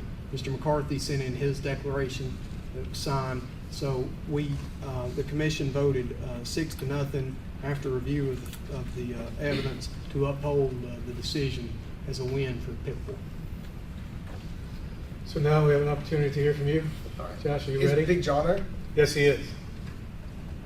John. Hey, what's up, John? It's Josh. Hey, Josh, how you doing, bud? Good, how you doing? First, I want to preface everything by saying I have the utmost respect for that California State Athletic Commission, Big John McCarthy. I'm very passionate about this, and that's why I'm here. So I've spent 20 years fighting in all the biggest organizations across the world. I fought in Japan, I fought here, I've been the UFC, Bellator, former world champion. I think most of you guys know who I am. If you don't, then no. Big John, did you see the headbutt at the time of the foul?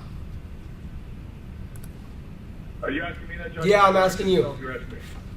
No, what I saw is I saw you guys come together. I saw a left hand thrown, but I thought that there was possibly that you guys clashed.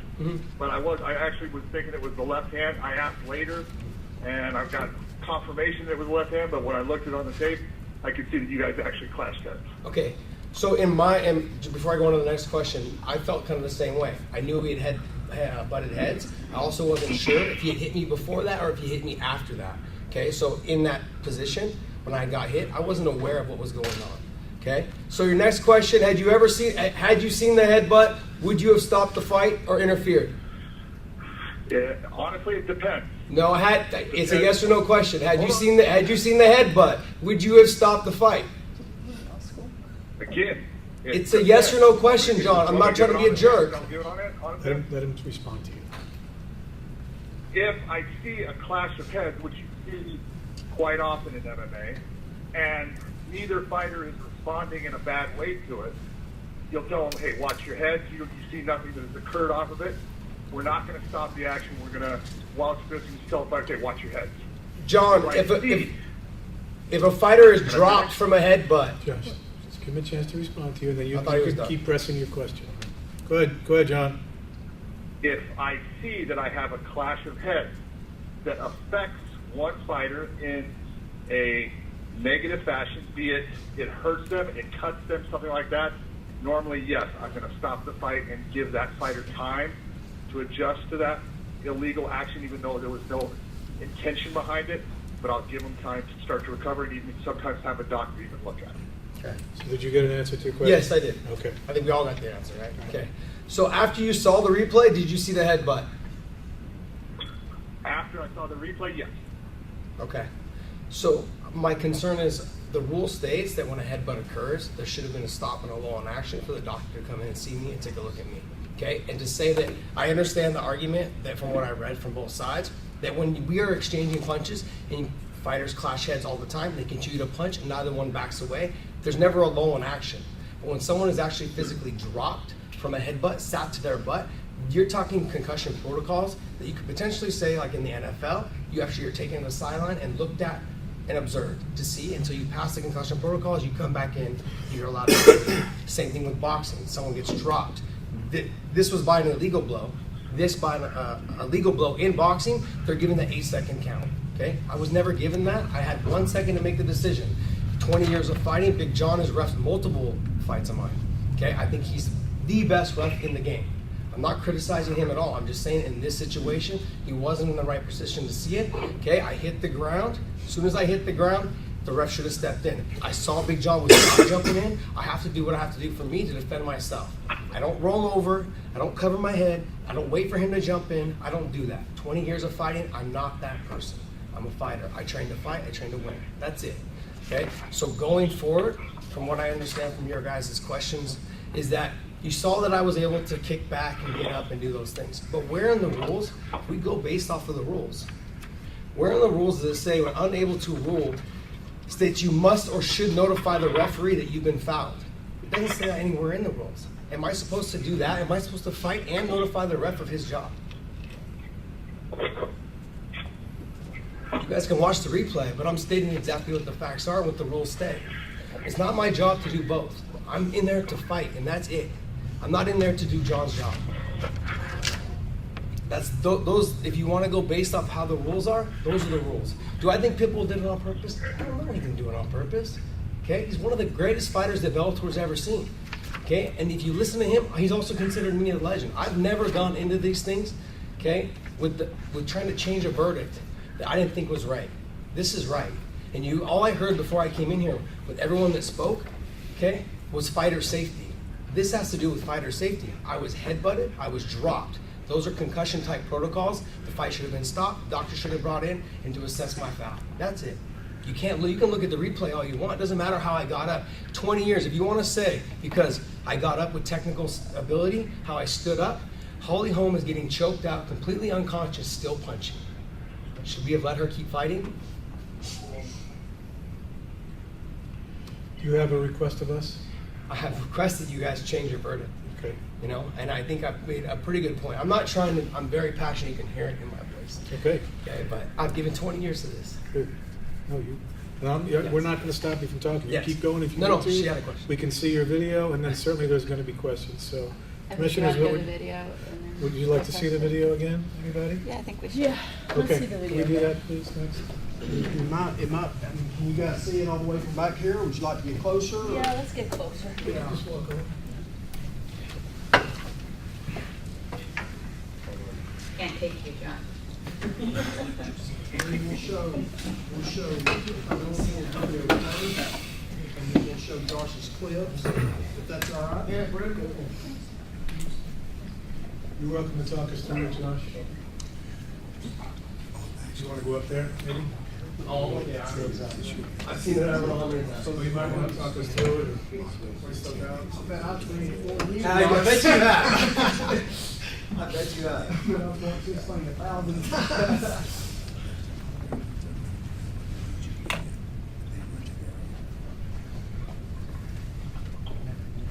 Probably that light heavy, or maybe you guys do.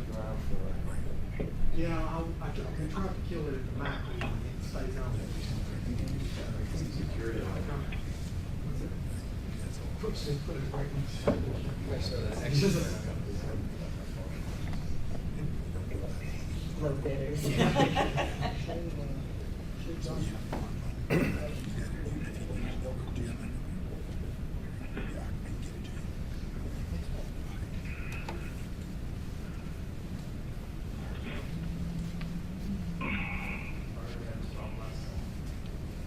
always have technical problems. Not exactly high service. Yeah.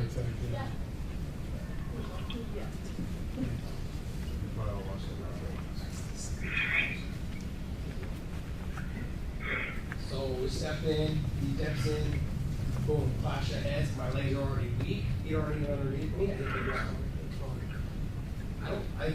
There's nothing else that can be said, but I can't go any further, the clash of heads happened, it doesn't matter how I got that. I had 20 years of training, our bodies are conditioned to train, okay? My technical stand-up is taught every single day, that's what I do when I do cardio every single night, okay? It's just part of the game. 20 years of doing it. Holly Holm is getting choked out by Misha Tate. He's completely unconscious. She's punching the air. Okay? I can't get it to you guys any better than that. Like I said, I don't think he's definitely not someone that did it on purpose, and that's not what this is about. This is about getting a bowling ball. I can't hear a fucking thing. Okay? I also was told this. It looks like I got up. It's not my job to notify the ref, people on the outside, you know, that I was fouled. You can show me in the rules, then please, by all means. Commissioners, do you want to ask questions here? Or do you want to sit down? Where's John? They look like behind Josh. I think everybody agrees there's not contested that the headbutt occurred. Yes. Yes, I think it's the issue that you have to prove is whether it affected, the knockout. But how would you know? We have, the doctor needs to come in and evaluate you. I mean, I'm sorry, but in any other sport, if I would have got hit in the head and I go to my knee, or if I get to my butt, that's concussion protocol. It obviously affected you. Doesn't matter what you think. Those are facts. Okay, you take players, the NFL players, off the field until they pass concussion protocol to bring them. They have a helmet on. Okay, I have an image, a picture of me after the fight, and that's the only strike that landed on my side of the face. There was one after that. My eye was swollen shut. He didn't hit you in the head with any punches, did He did at the very end when I was already out. Like it was kind of across the nose. No, I was already out. After that, I guess I got up. I didn't even drop. When you went to the ground, he didn't hit you at all. Not that time. I kicked it back and went to get up. When I hit the ground, I looked at Big John. Wasn't getting. You know when the ref's gonna step in. There's no hesitation. It's that. Especially John. He's usually right on top of it. Okay. So that being said, no, I wasn't gonna let him. And also too, all within a split second, I hit the ground. Big John wasn't stepping forward. I looked at him. I had to make a decision. I went to the back. I sat up. That's the last thing I remember. I don't remember getting up to my feet, circling and shooting a double leg. I didn't even know that I had gotten back up to my feet. So like that's my point is when you're like those type of things, that's when a doctor needs to come in and assess. All the meetings that I heard before this were about fighter safety. Okay, that doctor needs to come in, take a look at me, get me, whether it's 5 minutes or 2 minutes, whether I felt like I was ready to go. Because if you let a player in the NFL keep playing, we've all seen what's going on right now with them. They're going to keep playing because they're not going to get paid. Okay. What are we gonna see next? Guys? We'll get to the full fight. Again, We're watching the full sequence. Commissioners, do you have questions for Josh while we're waiting?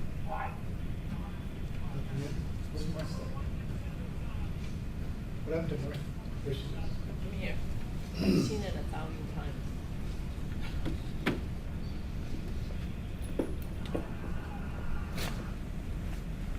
And I was there.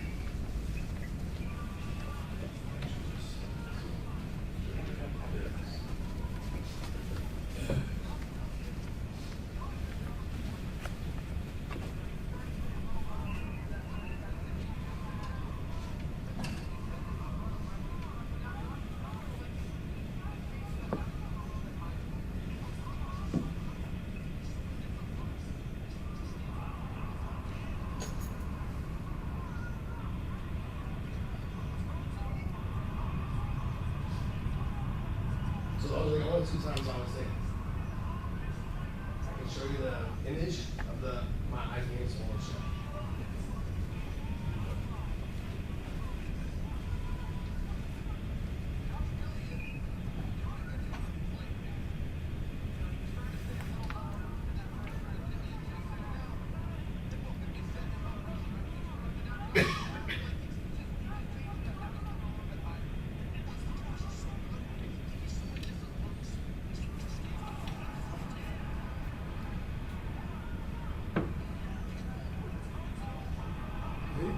Something made you go down again, his shoulder or his knee or something? You thought that- No. I actually noticed when I was looked like I was shooting a double leg. Like I said, when I kicked him back, I went to sit. I don't remember even getting back up to my feet. Okay. But that's we have those rules in place for the doctor to come in and visually see you. Is there a slow motion of that? I don't know what they have there. On the one that I posted, the one that I brought in, has two versions in the slow motion of it. Okay. Is that the clips we're gonna see? Yeah, I tried to bring it back. John wasn't jumping in. I had to do something. That's why I said I kicked it back. I sat up. I don't remember moving up after that. I thought it moved up that there. Okay, no individual consultation of the commission. Now, I just want to see what happens after. Right. No, after he gets up.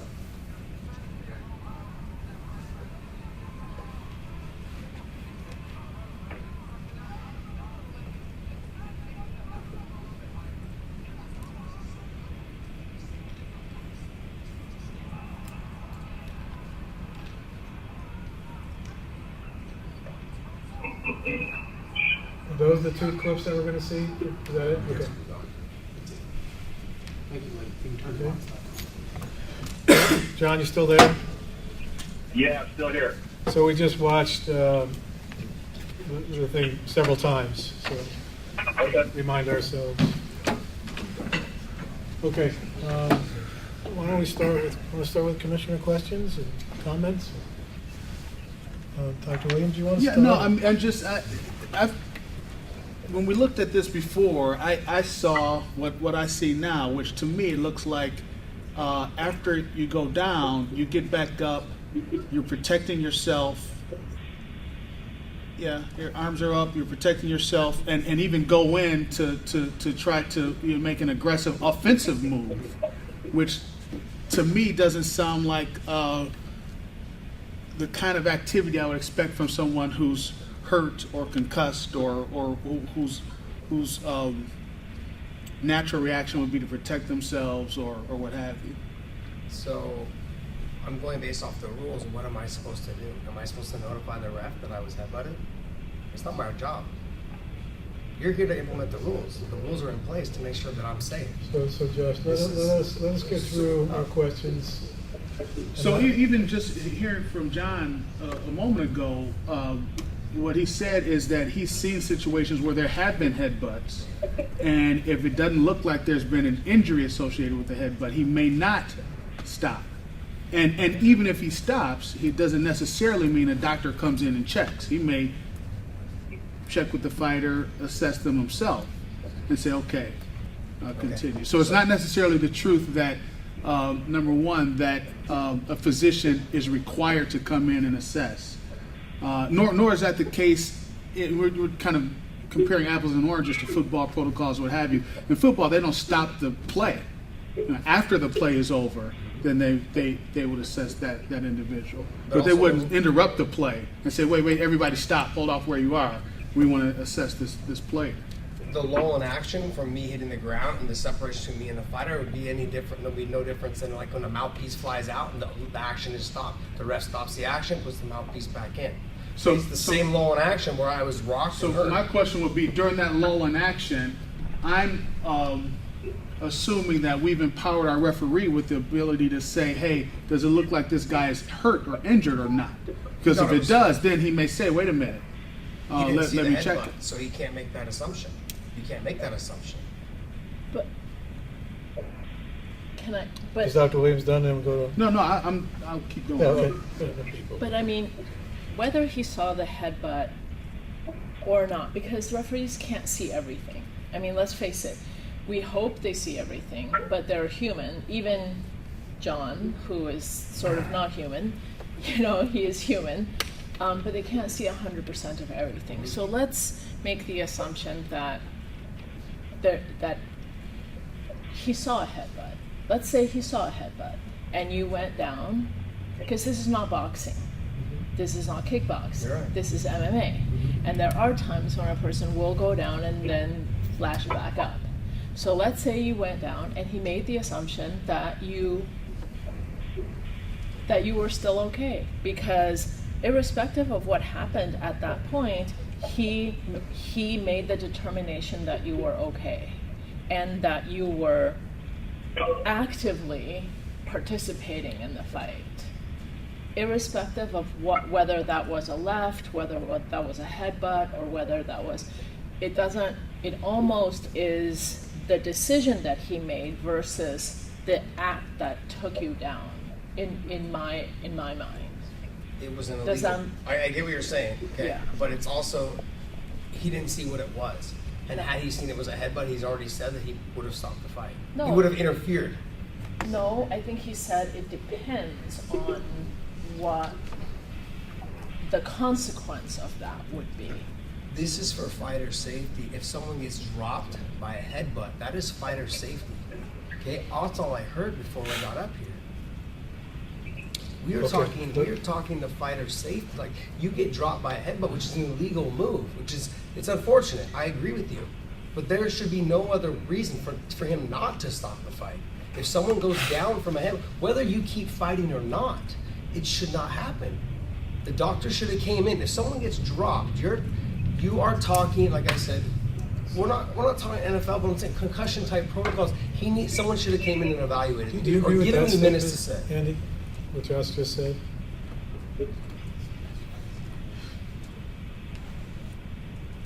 It's a departure from the way that we've done things in the past, because I can't tell you the number of times where I've saw fighters clash heads and one of them will fall down, but they pop right back up and it continues. But do I agree in abstract, away from this, that if somebody gets headbutted and one of them goes down, the referee sees it, probably is a good idea to have them checked out for a concussion protocol. I'm talking about mixed martial arts and how many Let's keep moving, Mary. But it's not a rule. It's not a There's rule. no rule There's no that rule. says you have to stop a fight with a headbutt, and that's, It's an illegal move. Well, but there's illegal moves happens all It's a foul. It's a Okay, foul. it's a foul. It there's a happens foul. all It's the a foul. time, and that's the dynamics of the sport. The referee has to assess it. There's always And an you're- interest in, like, for example, you might not want the break. You might think you have an advantage. And so you don't want the referee, you got better stamina, you don't want a referee stopping the fight all the time. So there's no rule requiring it, it's the experience of the referee. So let me ask you then, where's the rule that states that by me continuing to fight that I'm waiving the foul? Where's that rule? Because we're going based off the rules. Yeah, well, And so if if you guys are going to make your decision based off the rules, at least use the rules. Don't skew it to pitch your argument. What we're And saying- I'm not trying to be offensive. I'm just No, trying to no, say you're these are. not. I'm going based off of the rules. There's nothing in there that says if I keep fighting. There's no rule that says if I keep fighting, I waive my right to my foul. but it's part of the referee's assessment of you. If you keep fighting with skill, there's no perhaps rule, but as a practical matter, you're kind of waiving your complaint that I'm really hurt, I need a break. That's not true. Well, there's several And that's the things. thing, that's not I think true. there's several things going on. One is, going into a fight, we all sort of we have to embrace the fact that not every judge sees everything, not every referee sees everything.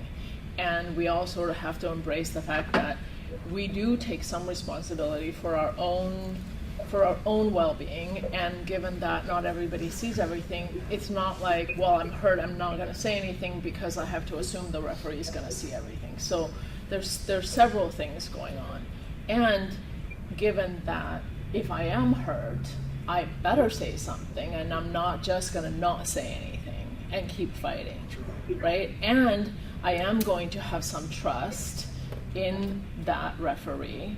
And so there's all kinds of it. I mean, it's not very cut and dry, unfortunately. Martha, can I give the rest of the commissioners a chance to comment? Commissioner Forrest, do you have questions or comments?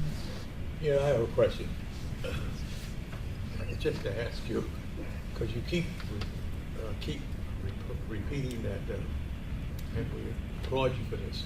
20 years you've been fighting, 20 years. In your 20 years, Have you seen any disqualifications like you're talking about happening? In terms of, this wouldn't be What you considered. just said, you're defending yourself. In your 20 years, that's a long time. Have you seen any reversal of a decision like what you're talking about? I've never played that close of attention to it. I've never paid that close of attention to it. I haven't had to be. That's what I'm getting. No, I understand where you're coming from. That but- you're 20 years, that's a long time. You know. And I'm just wondering about that. No, I did attach the samples of things being overturned, but you're saying, have I ever seen the same scenario as mine? No, I haven't followed those. I haven't followed in 20 years. You don't. But that's the reason. That's the biggest reason why I'm here today, to make sure this doesn't happen again. I can't let the fact that that's why I'm here. Is because the first time I wasn't invited, I want to make sure this is on the record. Well, you weren't invited, but that was. Okay, I'm just simply saying. It was- I'm making hold sure on, this is hold on the hold record. See, what bothers me, you're saying 20 years. Yes. And I could go back further. Okay. 1946, I fought Brave Fabershon, who came Okay. from France to fight Willie Pep, way before your time. Yes. Okay, because I'm 89. Okay, so what I'm saying, I did a job on Brave Fabershon. Look it up. Look on the computer. And he was here coming to fight Willie Pep. And what happened, it was a foul. They said it was a foul that I fouled him. So they discontinued that. That's way back boxing. You know, I grumbled about it. My father grumbled about it, but that was the fact. That's a long time ago. That's why I was asking you, 20 years, and you have never seen anything like that. Plus, by your being in 20 years, when they said, when the executive officer said, okay, you could, we're gonna have this thing, and you didn't know that you couldn't come, that bothers me, 20 years. No, I'm just saying, not credibility, but for somebody who knows about boxing and kickboxing, and you didn't know that you could come, that bothers me too. That really does, the whole thing bothers me. No, the argument was never that I didn't know I could come. The argument was that I was never told the time, date, and location. That's it. That's all I. That was the argument. You don't have to respond. No, come on. Just So- you're listening. Commissioner Ayala. So, John, can you hear me? This is Commissioner Ayala. So I just want to start from the preface of the rule. So the rule, as John described it, is that even if there is a headbutt, John or any referee has the option to either stop the fight or not stop the fight. Is that correct? Correct. Just depending on the situation, right? Depending on the situation. So the situation. Can I clarify something here real quick? Sure. Okay, first off, we didn't have a headbutt. A headbutt is an illegal action. We had a clash of heads that was unintentional on the part of both fighters. Okay? When we have an unintentional clash of heads, there are times when, and I'm not going to say this is, Josh is fighting. He's fighting Pitbull. And Josh is winning the fight, and we have this unintentional clash of heads that I see, but it doesn't affect Josh, and it doesn't affect Patricio, and Patrici, and they continue on in their actions, and I'll just come in and say, hey, watch your heads inside, because there was no visible damage that was done, and there was nothing on the part of the fighters that said it affected them in any fashion. And they were continuing on with their actions, so I'm not going to interrupt the action of the fight. If I had known that Josh it was a unintentional clash of heads that caused him to get knocked down. From the angle that I was at, I saw a left hand being thrown, and I thought that was what caused that knockdown. If I had known it was the clash of heads, would I have come in and called a stop to the action? Yes, I would have, because I saw a reaction based upon that clash of heads, even though at the time I thought it was the punch that did it, not the clash of heads. Okay. So, John, can I follow up with that Sure. real quick, please? We'll get right back to you. No, never mind. You finish your thing. I'll leave this to the end. Well, I think, John, I think you answered my question, because my line of question was going to be, So even if you had seen the clash of heads, incidental clash of heads, what I saw based on this video, and we discussed briefly, is that you obviously fell, but then you obviously threw an up kick. You then stood up, as I think was mentioned earlier. You put your hands up based on what I saw to defend yourself. And then, whether, obviously I can't tell whether you remembered or not, or were you conscious or not, because I'm not inside the fighter's head. But then you shot for a takedown. And so if any person from the outside is looking, not able to be where you're in the situation you're in, you're going to conclude the same thing. But I think John answered something differently, because he said that had he seen the clash of heads and based on the fact that you fell, then he would have stopped and asked.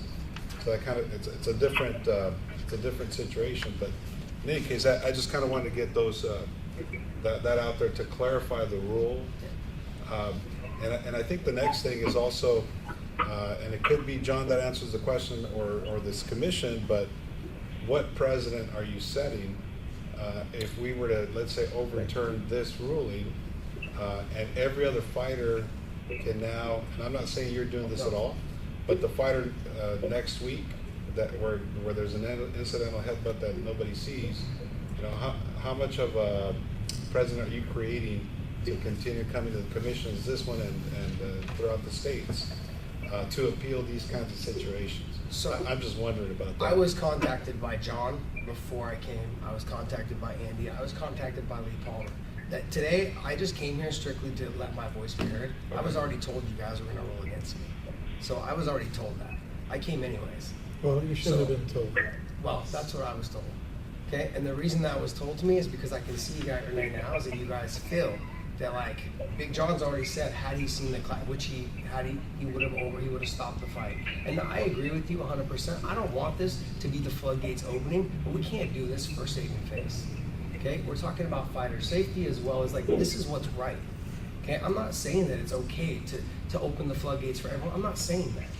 Okay. Josh, let me ask you a couple. What John would have seen it and stopped it? What in your mind would have happened next? I would have been given 5 minutes, and probably the doctor would have came in. Anytime someone's dropped like that, I mean, guys get poked in the eye, they go. Not in the abstract. What do you think would have happened to you? 5 minutes later, you're going to be okay. You thought about it. How badly off were you? We don't know. Like, honestly, I don't know. I guys just said I don't remember even getting up, so I couldn't tell you. I remember kicking him back, and that's all I remember. I remember sitting up. I thought he hit me with the uppercut right then. I thought the fight was over then, and then not until I saw the video and the replay in the cage. The buzz in the cage after was that I got headbutted and dropped, and that was it. Big John's the one that told me to file the appeal. He said, "Yeah, I missed the headbutt. File the appeal. This is how you go about it." John, where are you? It's Carvelli. Where are you on this decision? Our decision. I'm asking your opinion, as a obviously.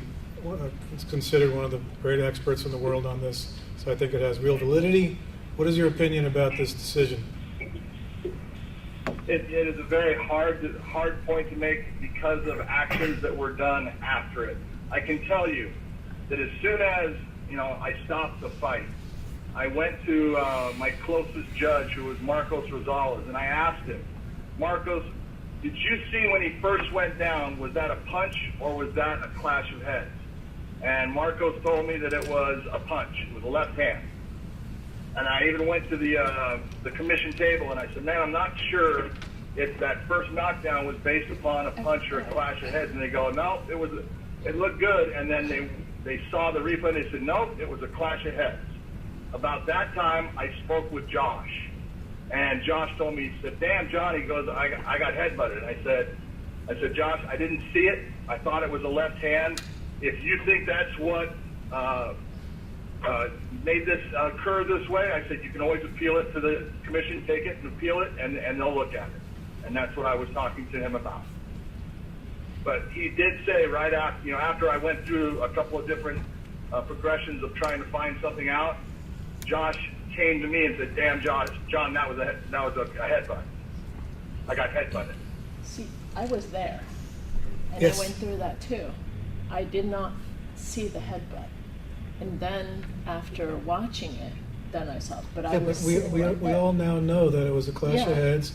John would likely have stopped it, because now we're talking about theory. But see, that's all speculative. Yeah, it's That's the speculation. I'm problem. just tracking through Yeah. that. We can't, I don't think we can sit here, all here and worry about what happens in the abstract or opening up floodgates and other fights. We have Josh here, we have evidence, and we should make the right decision. Whoever told you what we were gonna do had no business doing that, and I'm not happy to hear that. I don't know who I'm talking to, but I hope that you He hear called me that. and told me as well, John did. Said like, hey, you go through this, basically I mean- you're not gonna get it, you're falling on Well, deaf ears. but I'm not talking to you right now, Judge. Just 1 second. So, I mean, I came here ready to listen and make another decision, and I know that all these fair-minded and intelligent people did the same.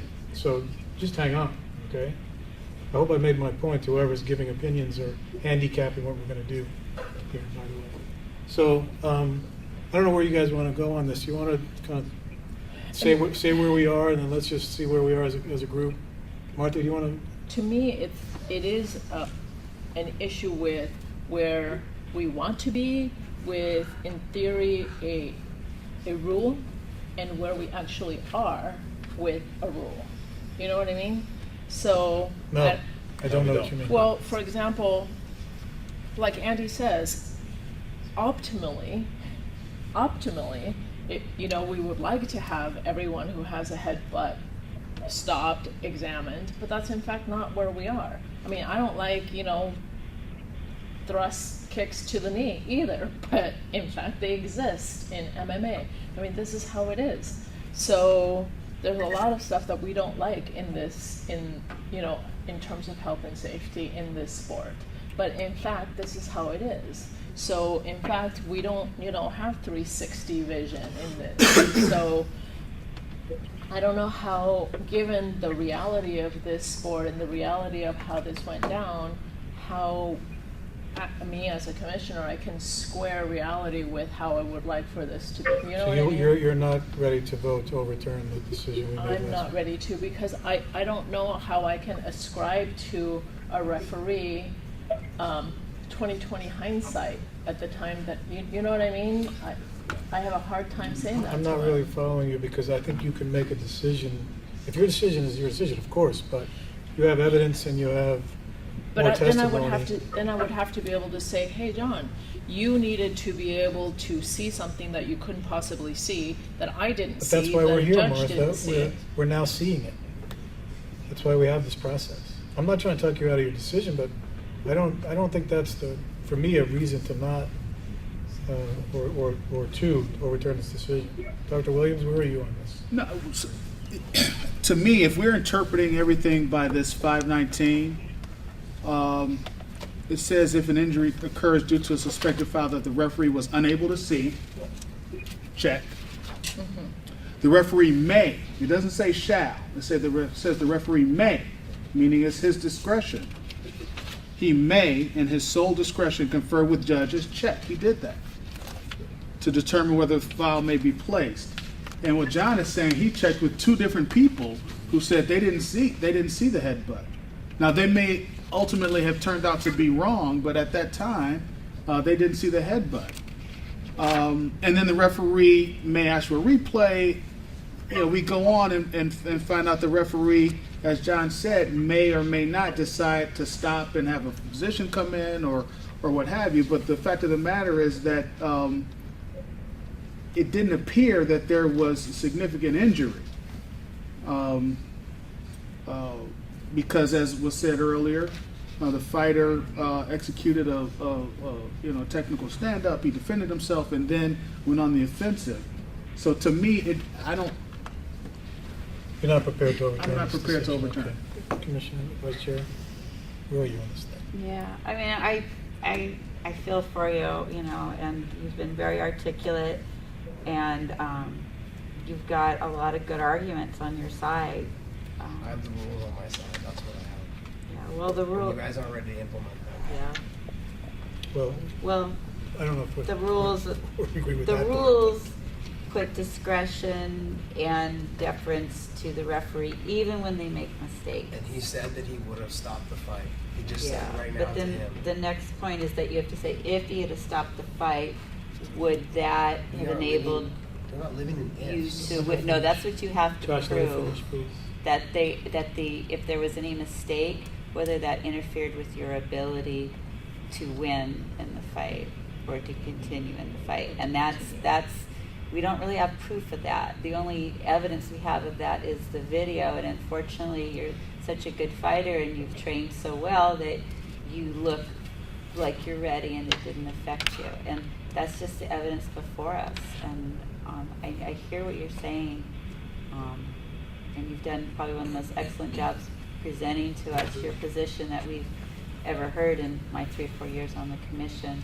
And there probably is, you know, in the arena of MMA, it's unpredictable, the fouls and the consequences. I give you that. And the same thing in boxing.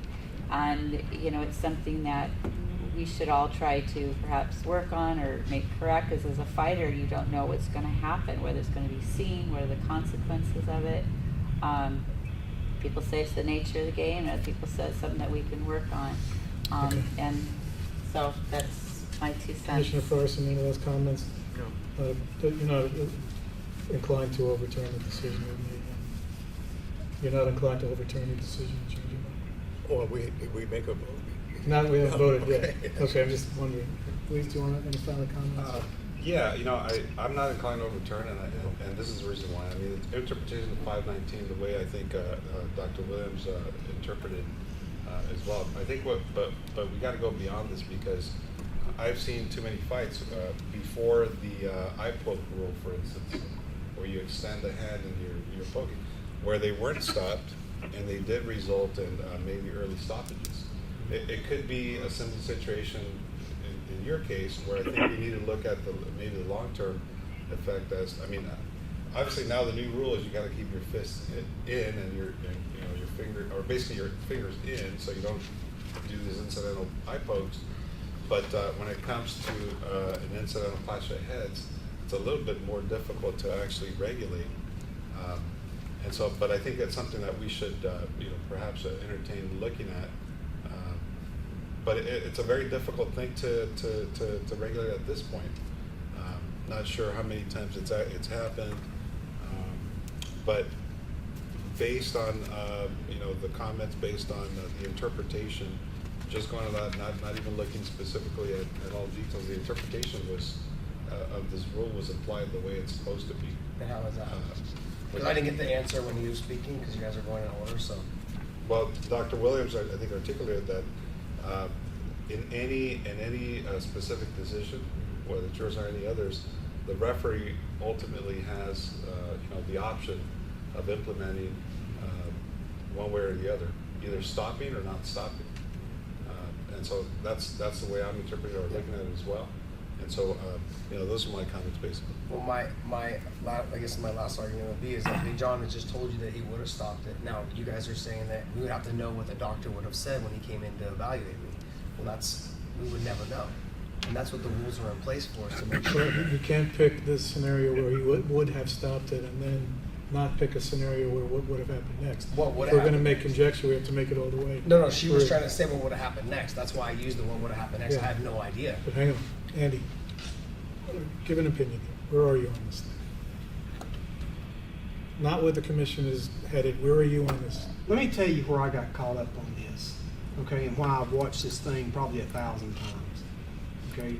It only takes, and you guys have seen it probably 100 times now, it only takes 100 times to figure out what everything's been said.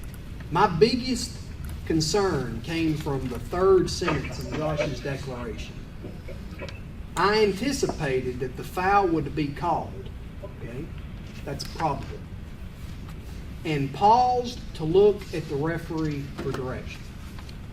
Now, I'm not saying that didn't happen, but I have watched that video so many times to try to find Josh looking for John to show him I've been headbutted or just to look at something. Now, I'm not saying it didn't happen. I'm saying I can't find it in the evidence that I have, okay? Based on that, I think if he'd have done that, if he'd have done this, how many times you seen Jack come to you, but no blood, okay? How many times y'all heard that? Probably a lot.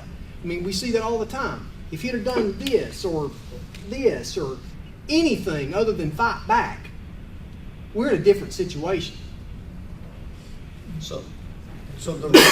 Are you finished? I'm finished, sir. So you don't feel, you wouldn't try to persuade this commission to overturn their decision based on you haven't found enough of anything to advocate to us that you should reconsider?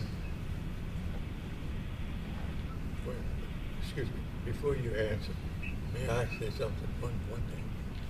Okay. We're the commission, and I've been on this commission a long time, and I don't think I would want to put the executive officer on the spot of what he would do as far as that's concerned. I don't think I would. I don't think so. Well, okay, I've already asked, so you don't have You to can answer. take the but- Fifth Amendment as your attorney. You don't have to answer, but I've asked my question, so you can do what you want to do. I think he's already, I mean. Yeah.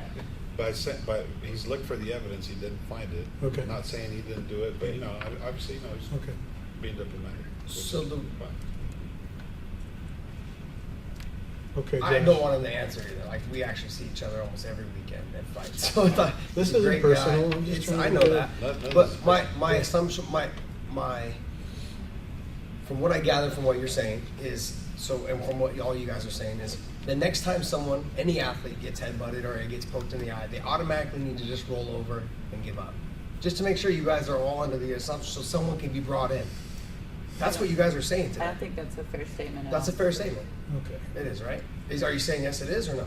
It is not a fair statement. Okay, so then how else would I have had the doctor come in and stop? Well, I think as Mr. Foster just stated, and as a fighter myself, you can like tap your head, still keeping your eyes on the fighter and still keeping your guard up, and just to let the referee know there was a headbutt. And I was dropped. Okay, You can still do As that. Chair, I think that So- we've okay. probably got a good idea I where don't this wanna is argue. headed now. And I wanted to give you, I hope we did, every chance for all of us to think through this and argue this out. I think that was my goal up here, to get people to step up and say what they think. I don't think there's anything wrong with that. No. I mean, you are more than qualified in this world, by the way, to give your expert opinion, which I value a great deal. Thank you, So sir. I don't think you need the protection of my two friends here for that. So why don't we make a motion on this matter? I need a motion to move forward on this agenda item number 7, is it? Yep. So the review and possible act, change the decision. Do I have a motion? Sir? Yes, sir. If I could just add, and I've spoke to Josh about this on the phone. I've spoken to him 2 or 3 times on this issue over the course of a few months. I don't deal with him as much as Lee does, but I've certainly talked with him on Friday about it, and I talked to the database about it before we got here. I think that this commission, and I could administratively do it, but it would be stronger coming from this commission. There was a clash of heads here that our referee missed, and John's the best referee in the world in my view, and he did miss this. Okay, I think it's something. I think it's a little different to take somebody's win away from them after they've established the win, but I do think this commission can go on the record through the official database and through perhaps even getting it out to the press that we've looked at this. These things did occur. The commission has acknowledged these things have occurred and basically copy and paste our meeting minutes into the box. So there's always on Josh's permanent record a narrative to what happened to this fight. It's almost unprecedented in the database to have that there.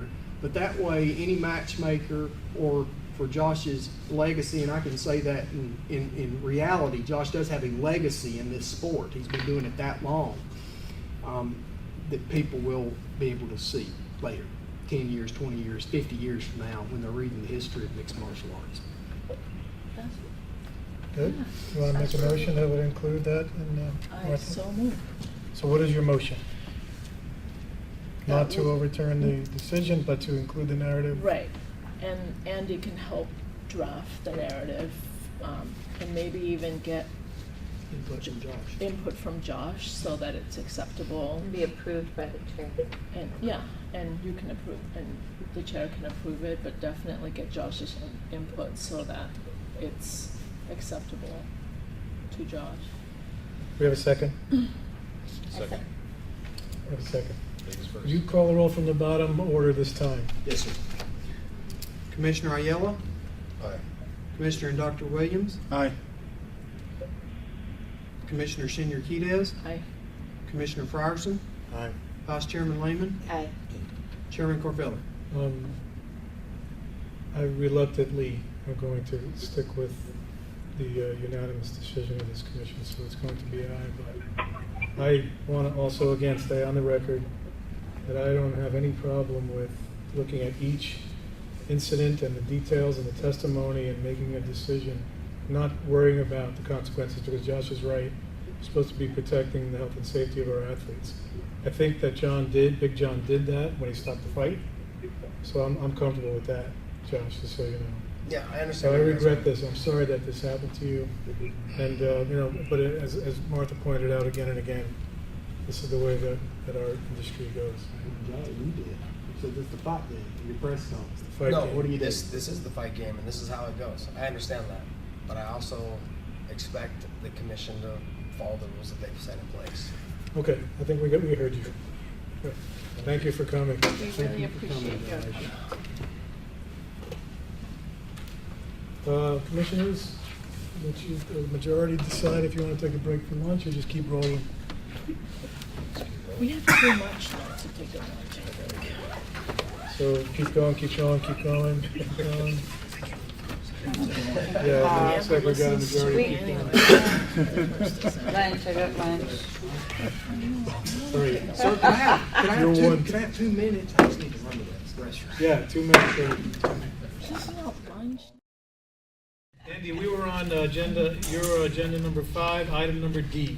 Yes. C3 Logic update. Well, sir, we've still got USA boxing. Ah, Joe Zanders is here. hey Joe, how you doing? Thank you for coming. Oh, they were gonna come. We're on, let's go back to the agenda. Oh, we're here with USA Box. Oh, USA Box. Yes, just sit right there, or you could stand, but sit is probably better. Just for the record, because we're on webcast, you could introduce yourself again, Joe. Thank you.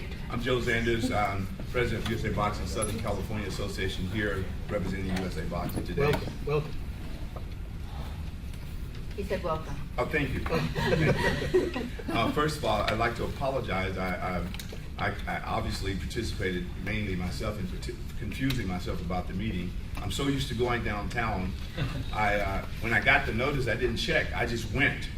And so I apologize. It's You're here. certainly Thank you. irresponsible on my part. We're happy to have you. Thank you. Thank you. Well, as always, it's a pleasure to have a chance to come and attend the meeting and have a chance to speak to you today. One of the things that's impacting us today in USA Boxing, which is kind of notification that our taxes are going up in a huge fashion, and I'm really, really troubled by it, but nevertheless, I guess it's part of the way things are done today. We've got a lot of events going on across the state. We just had a big 2-day tournament up in Central California. We got competitions going on all the time here in Southern California. You got the Blue and Gold National Invitation in Compton at the end of the month, the 30th of this month, and the 1st, 2nd, and 3rd of September. And then, of course, next month we have the National Police Athletic League Championship, which is the oldest amateur boxing tournament in the country, going on in Oxnard, which is a part of our association, the 25th through the 5 days after that. I can't remember the exact date, but it's a big tournament. We'll have kids here from all over the country. So we've had a pretty active summer, and we had kids that attended the ringside tournament in Kansas City as well, which was a big tournament. We had our group did well at the Junior Olympic tournament back in June.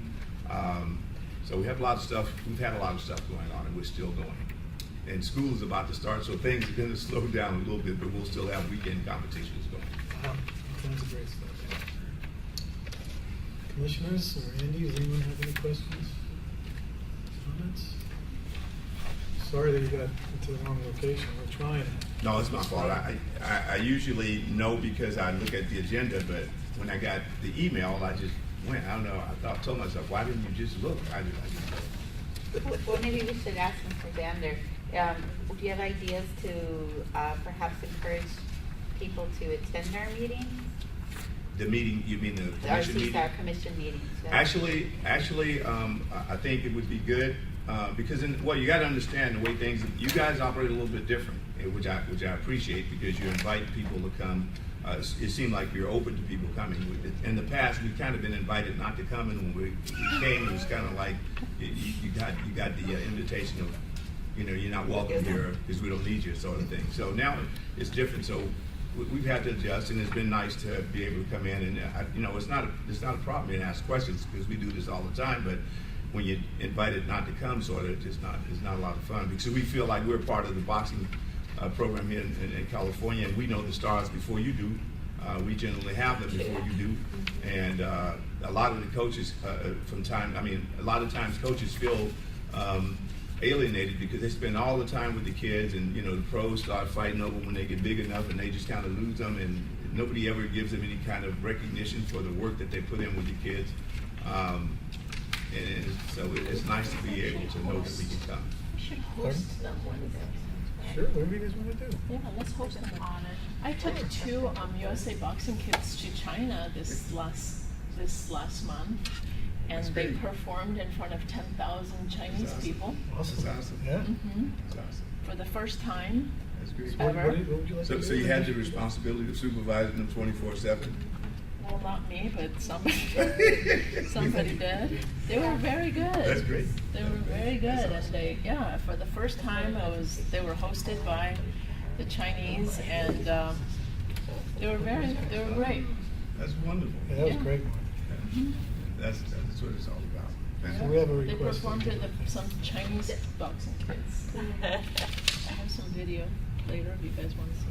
That was brilliant what you said, that you see the stars before we do. That's actually hits the nail on the head, and you're the cause of the stars that we get. And I started my career in USA Boxing, and it's a great program, necessary program. So along those lines, an idea is like when USA Boxing gives their presentation to us, maybe you can their presentation can include like a highlight of a coach, the stuff that they do, or a highlight of this up-and-coming boxer. Like, just make it all exciting, let us all feel good about what we're doing. Get us a glimpse of the hard work that you guys are doing, the rising stars.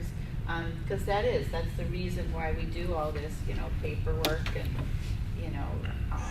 and it would also, I think, make the meetings better. Yeah, Well, not better, thank but you. more interesting, and Thank you. remind us why we're doing what we're doing. Thank you. I definitely will do that. And Joe, if you were to bring someone and let Andy know, we could prepare like a resolution, take a picture Just for the thank you. record. Thank you.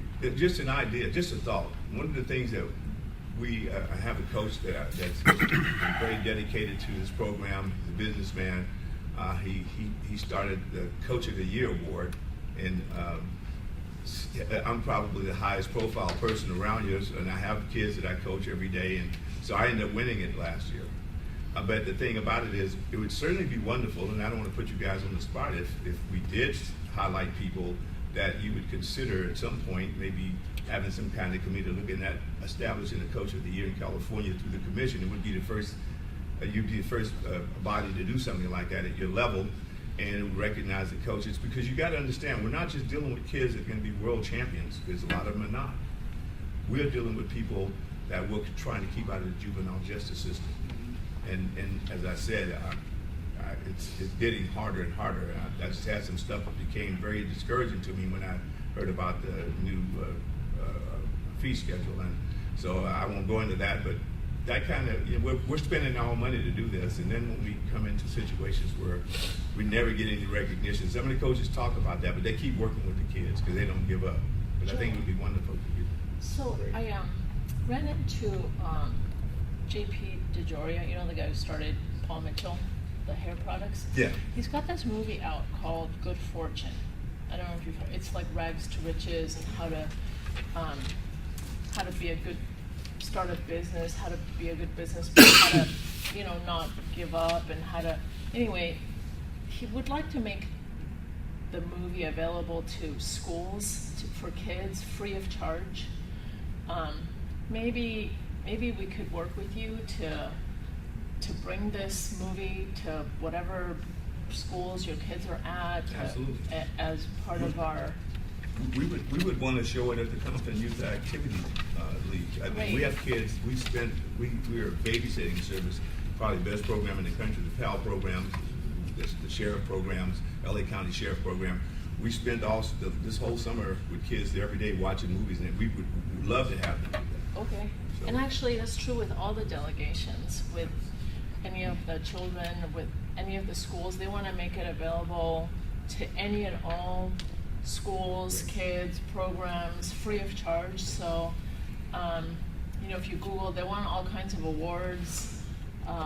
So just let me know, and I'll put you in touch with their people. Follow. So maybe we could work, Andy, maybe we could figure something out with Joe and Steve and John and JT for each of them to be able to honor some of their coaches or people that are really outstanding volunteers, whatever you guys decide. We could help you and recognize you at our meetings. Doesn't have to be every meeting. It could be each of you have come your own processes. So maybe we could. That would be great. That's a great idea. So commissioners, Thank you very much. Why don't we follow up on that and talk about helping them with the process. So you were saying something about the new fee schedule? Yeah, actually, I wasn't sure if you guys had gotten that, but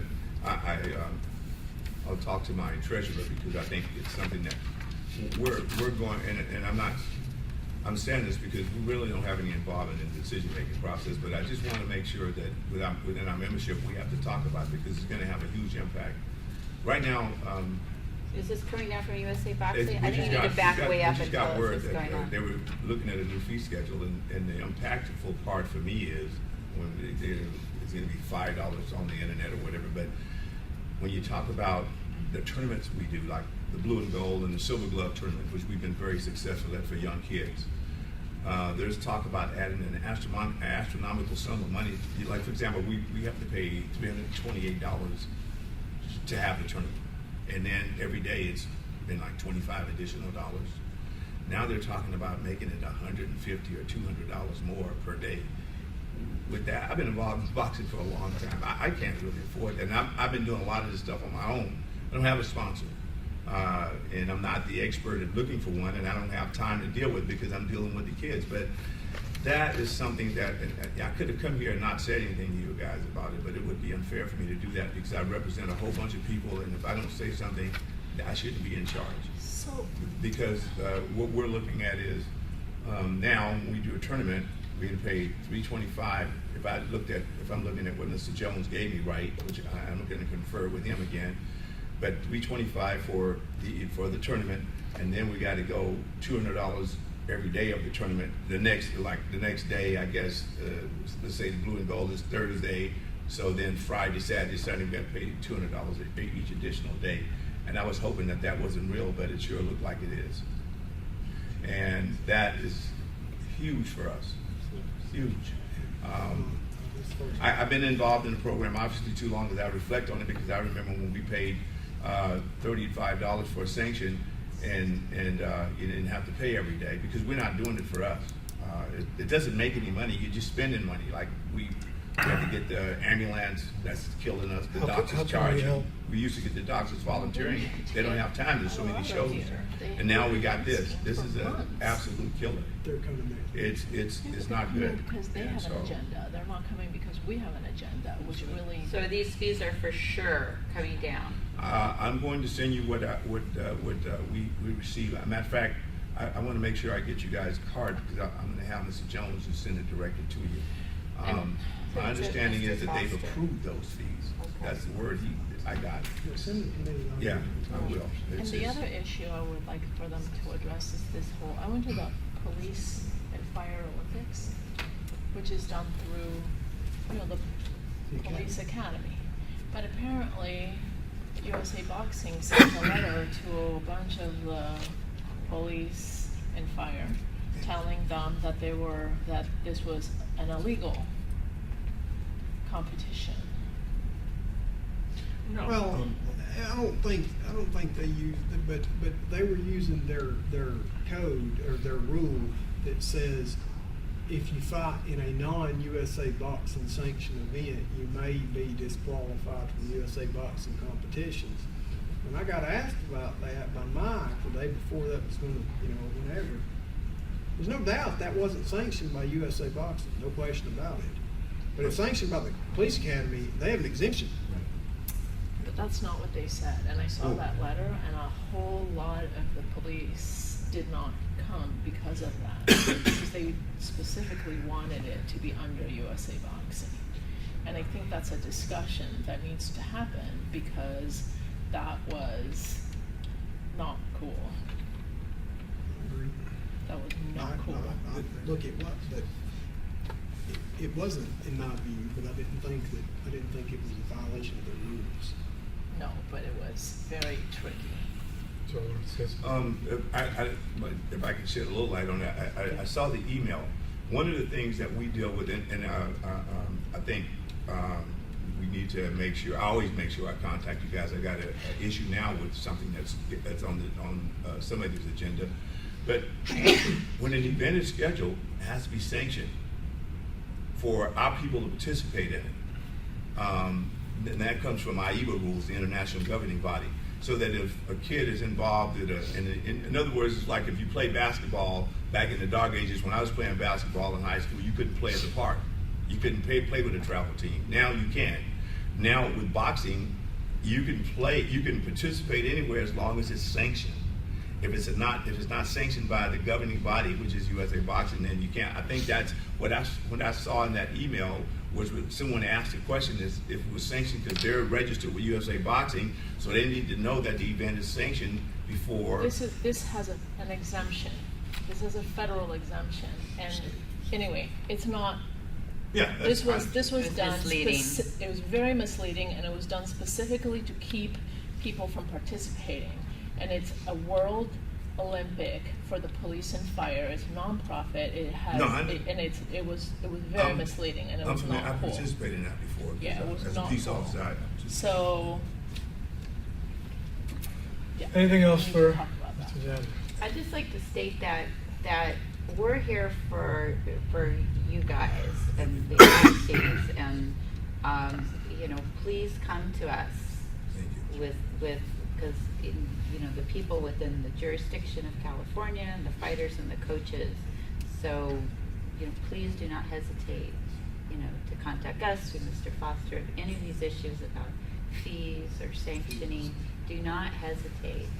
Thank you. Okay. Can I just highlight and reinforce really briefly one thing that I think is really critical, not just for USA Boxing, but for a lot of others in the room as well, and that is how we frame combat sports. And there's some issues that are similar to what's going on with collision and contact sports, where there's a movement underfoot to say, hey, kids shouldn't be playing these sports, it's detrimental to them. You've had some experts come out as strongly as saying that it should be considered child abuse to let your kid play a contact sport or collision sport, let alone a combat sport. But the point you made, I couldn't agree more with, and that is we've got to start, and I believe we've got to start framing this more in the context of using the social capital of sports to save some of these kids. Okay, so there's a lot of kids out here who out all day long, I'll trade the risk of concussion with the risk that they don't graduate from high school, or they end up on the street, or they end up selling drugs or using drugs or what have you. And so I think we do need to start highlighting the benefits relative to fighting the obesity epidemic, relative to teaching kids responsibility and teamwork and hard work and overcoming adversity and scheduling and time management and all the other things that come along with training and the benefits of those things. Granted, there are some risks associated with them, but there are some benefits, and you can make the argument that those benefits far outweigh the potential risk of head injury or concussion or what have you. Because the other side is out there saying, this stuff should be banned, it should be over, it's quote unquote child abuse to let our kids participate. And I just couldn't agree more with you when you say a lot of this, it's about saving saving kids and giving them opportunities that they never would otherwise have. So I commend you on that. I support that 100%. I think the commission and all of the stakeholders should start framing these kinds of combat sport activities in that way. Excellent. Thank you. Thank you. Thanks for coming. Thank you, guys. Good job. Thank you. Item D, update on C3 Logic Sports Concussion Management. Yes, sir. This new fiscal year, there's new funding appropriation, testing resumes, testing's ongoing, sir. We've got 20 units now, plus the 5 that we had out in the fields. We have 25 units out in the field. We're labeling the others, but we have to keep some in Sacramento, you know. We've tested, this was written, obviously because of the 10-day thing, this was written before we've had a few more fights. So I would say we're closer to probably 300 athletes tested now. Still planning to hit between 500 and 600 by year end. That's the goal. We're gonna hit it, I think. So that's the update on that. Part E, the update on the CSAC 10-point plan to address the severe dehydration and weight cutting in MMA. Commissioners, we have just had Dragon House this past weekend, MMA, transport, dehydration. Admitted to the hospital. He was discharged or later, but you have to IV him up. Okay? This fighter's weight gain from weigh-in to fight day. I don't want to tell you wrong. I believe it was a lightweight class, so 55 maybe. 18-pound increase. Okay, 18 pounds. He's got a new weight class. Okay, he's getting a letter. Probably got it. Maybe might have got it today. So it's having its effect. It's having the desired results.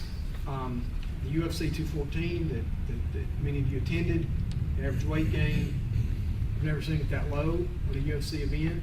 Of course, I don't have a lot of data on UFC events, but I have a lot of data, period.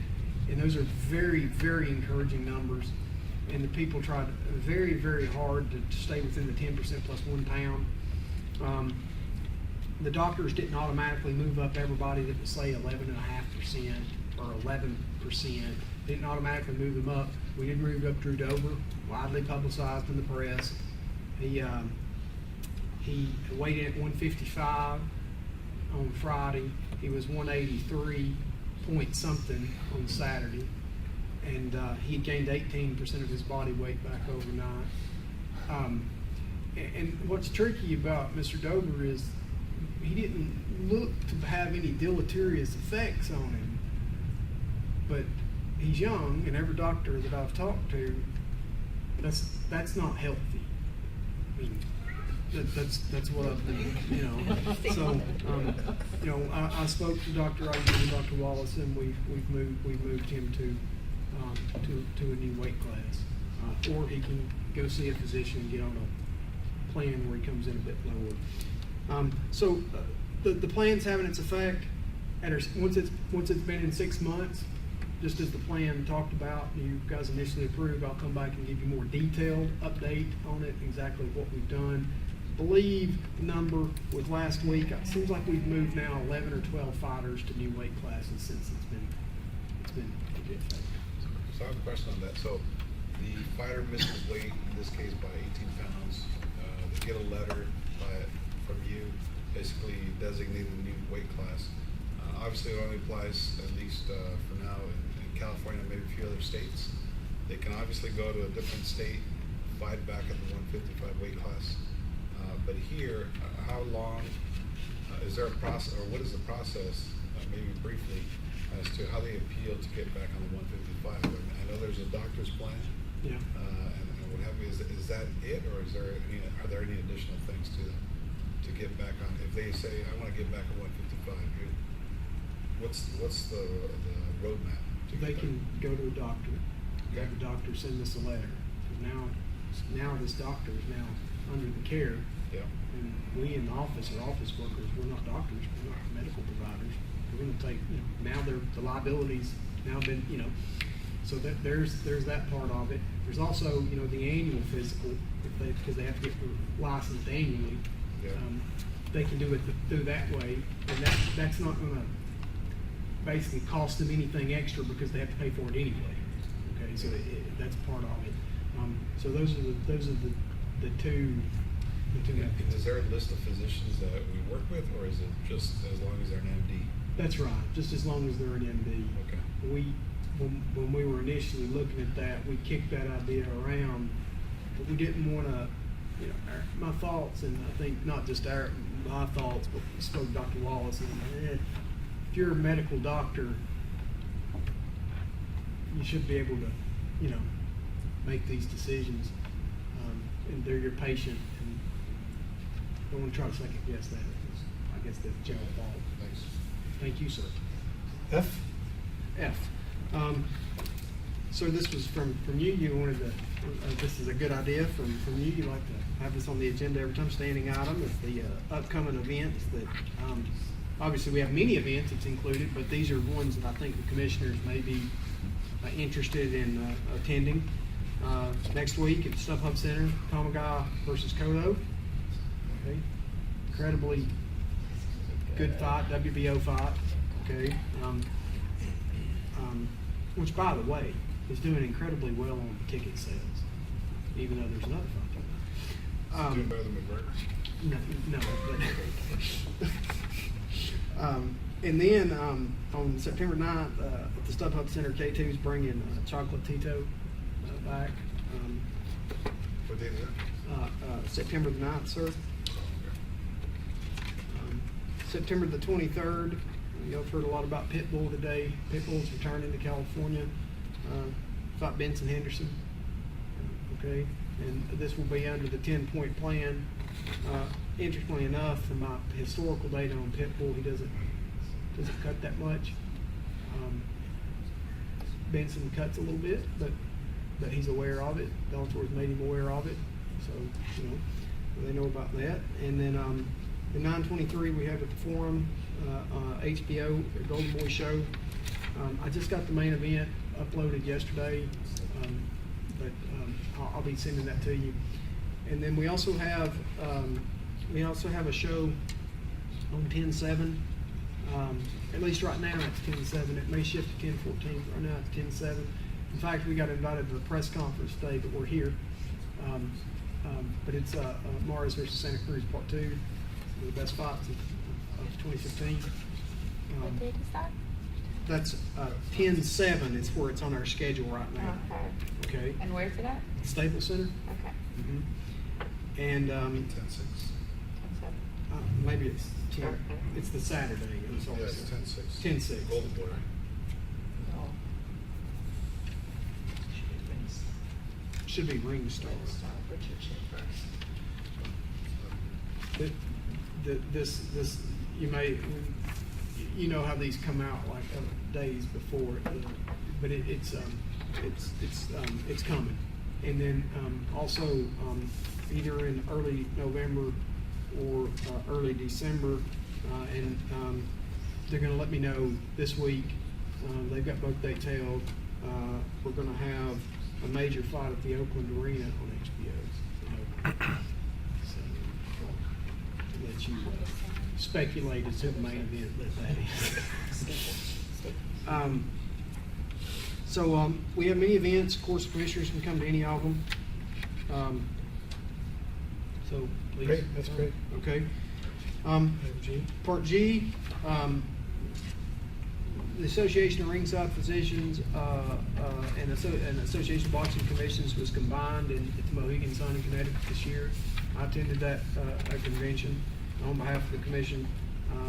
And at the ARP, I presented on extreme weight cut and presented the California 10-point plan to the doctors. And also talked about the ABC BoxRec database, and soon there's going to be accessibility for ringside physicians to go in there and look as well. I don't know if they want to use it, but having the option to use it would be helpful, I think. At the ABC meeting, and I want to spend a little bit of time on this because Commissioner Martha Shenyer-Quidez deserves a lot of credit on this. We presented on the Mixed Martial Arts Severity Index, and I remember exactly where I was on the first or the second or maybe the third call when we actually put this formula together, at least the initial formula for this. And it's basically an algorithm, and maybe that's too complex a word. It's just a little formula that you attach. Algorithm sounds a lot better. Yeah. And the complex algorithm. yeah, and it basically scores fires. Okay, and I just used, and she just used, and Carrick was on the phone, the database administrator, and we just used what was in our brains of kind of like what we thought, and kind of mirrored it with the Boxing Severity Index. And interestingly enough, it was incredibly accurate to prevent problematic fires. Okay, because what we did with Carrick on the phone, we pulled the database, and I believe it was 76,000 bouts, which is enough of a sample size to where you can get, and it's really more than that because you can go back from those 76,000 and they just web out into more bouts, into more bouts, into more bouts. So it was the MMA bouts over the last 10 years. And Martha worked with the Combat Sports Foundation and got David Algranati, who is a statistician, to run these elaborate, and I can use the word now, these elaborate algorithms that put this formula that we thought would work pretty good and showed incredibly interesting trends on fighters.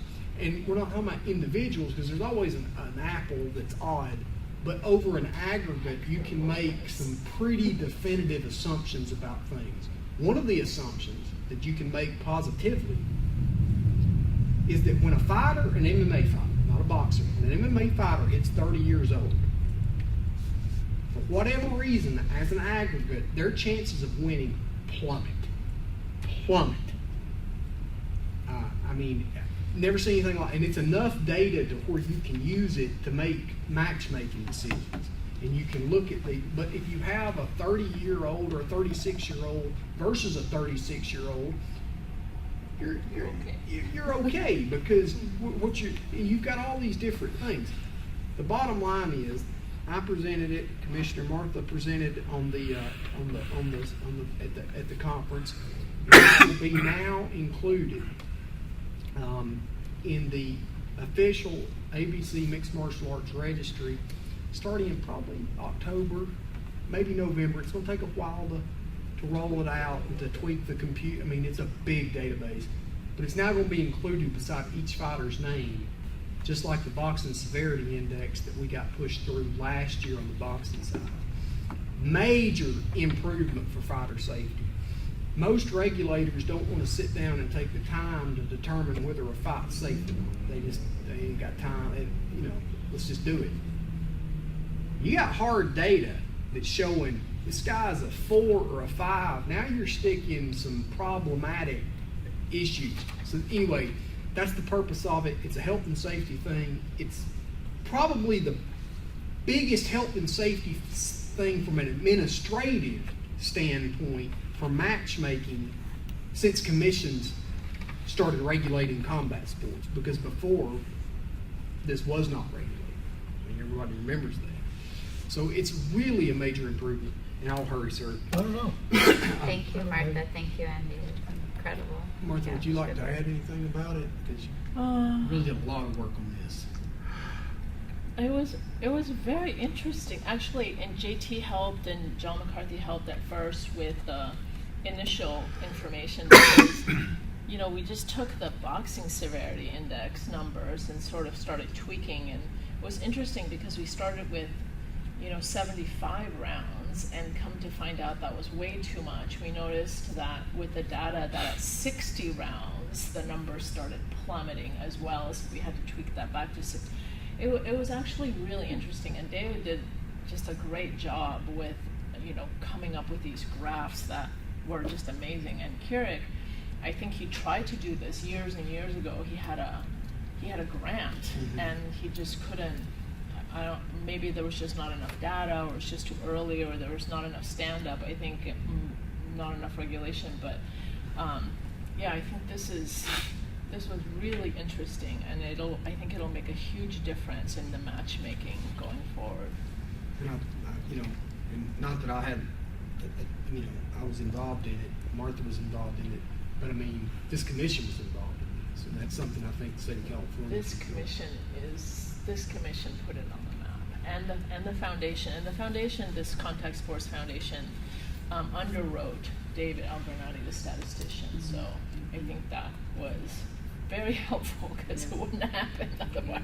Congratulations to That you was guys. very cool. Well That was done. very cool. Well done. The next thing that was at the conference that we presented on was the Unified Rules of Kickboxing, and you were at the meeting last year where I got appointed the chair of the kickboxing committee, only because I was the scribe that would and Commissioner Martha and her husband Arnold and Blake Grice and Corey Schaefer, who are true kickboxing experts. And I would sit there and listen to the call, and I learned a lot about kickboxing listening to the calls. But the intricacies, of course I know what it is, but the intricacies of all the different pieces of it. And we've developed a rule set which will, with the chair's permission, be appearing at some future agenda item once we, for adoption here in California. And many states have reached out to me already, and in Canada, to ask for copies of these rules. And the ABC's putting on their website. So these got passed unanimously. There was one minor clarification that got put in there, and my memory serves, something small. It wasn't big. It's probably that foul. I don't. It's probably that Corey foul. But that, and then also presented at the conference on the 10-point plan to address weight cutting and mixed martial arts. And I was very clear with the ABC. I'm not trying to get the ABC to adopt the 10-point plan. I know it's a problem. I mean, they can adopt it, each commission, but that's up to each individual commission board. The executive directors don't have the authority to adopt policy. These are just meetings that we have. But what they did do was the ABC did adopt, because they do control the Unified Rules of Mixed Martial Arts, by my request and the Rules Committee's request in this, California requested that the weight classes that were in the 10-point plan, 165, 175, 195, and 225, be added to the Unified Rules of Mixed Martial Arts. And these were passed unanimously. That's huge. It is huge. That was this pushback issue. It was the pushback issue, and I really feel like that these three issues that I and Commissioner Martha went on, these are some big changes for combat sports for the future. So I was really pleased with the productivity of this conference. Then number H, to finish up my report, the day when I flew back from the conference, Chairman Carvelli and I held a stakeholder meeting, which is required by our statutes from time to time, in Cerritos at the UFC Host Hotel. The idea was to get some fighters to hopefully come. We didn't get many fighters, but we did get a very high-profile manager that came, and a big group of people, about 40 people probably. 40 or 50 people. 40 or 50 people. Right. It was a big stakeholder meeting. Chairman Carvelli, he thanked everybody for coming to the meeting, and he asked for audience participation. And then Dr. Cammons, one of our ringside physicians in training from UCLA Brain Sport, did a well, ask Dr. Williams first. He was big. But Yeah, I thought he was just okay. I don't think he was forceful enough on dangers of, we don't need doctors coming in there as fight fans telling everything's probably okay. They need to come in and explain the risks. So, yeah, that was fine. I mean, that was his observation. He was outnumbered apparently. 40, 50. No, yeah, it wasn't, but, I understand what you're saying, but, Overwhelmed. you know, like Dr. Ayu, when he did our conference that we did, the weight cutting conference, that was really impressive, I thought, presentation. And I've watched Dr. Williams give impressive presentations. This one needed some work, just, you know, my humble opinion. Practice. Yeah. It's practice.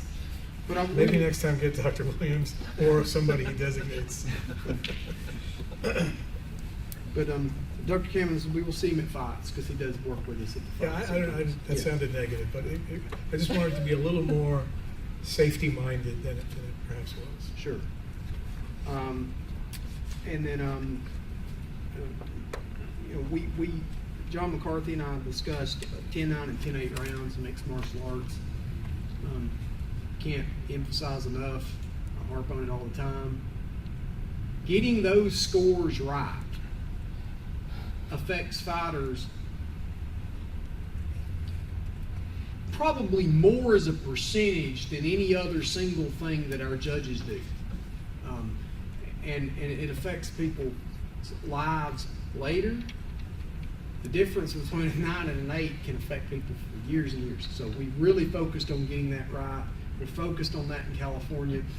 I'm setting up a monthly call with some of our better judges, the judges that we use, not just in California, but nationwide, the good ones, to make sure that we're all looking at the same thing.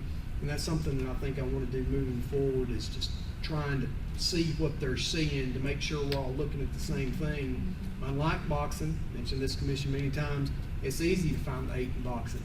The referee will tell you when the 8 in boxing exists. You know, just almost every time. The knockdown. So down. Even then.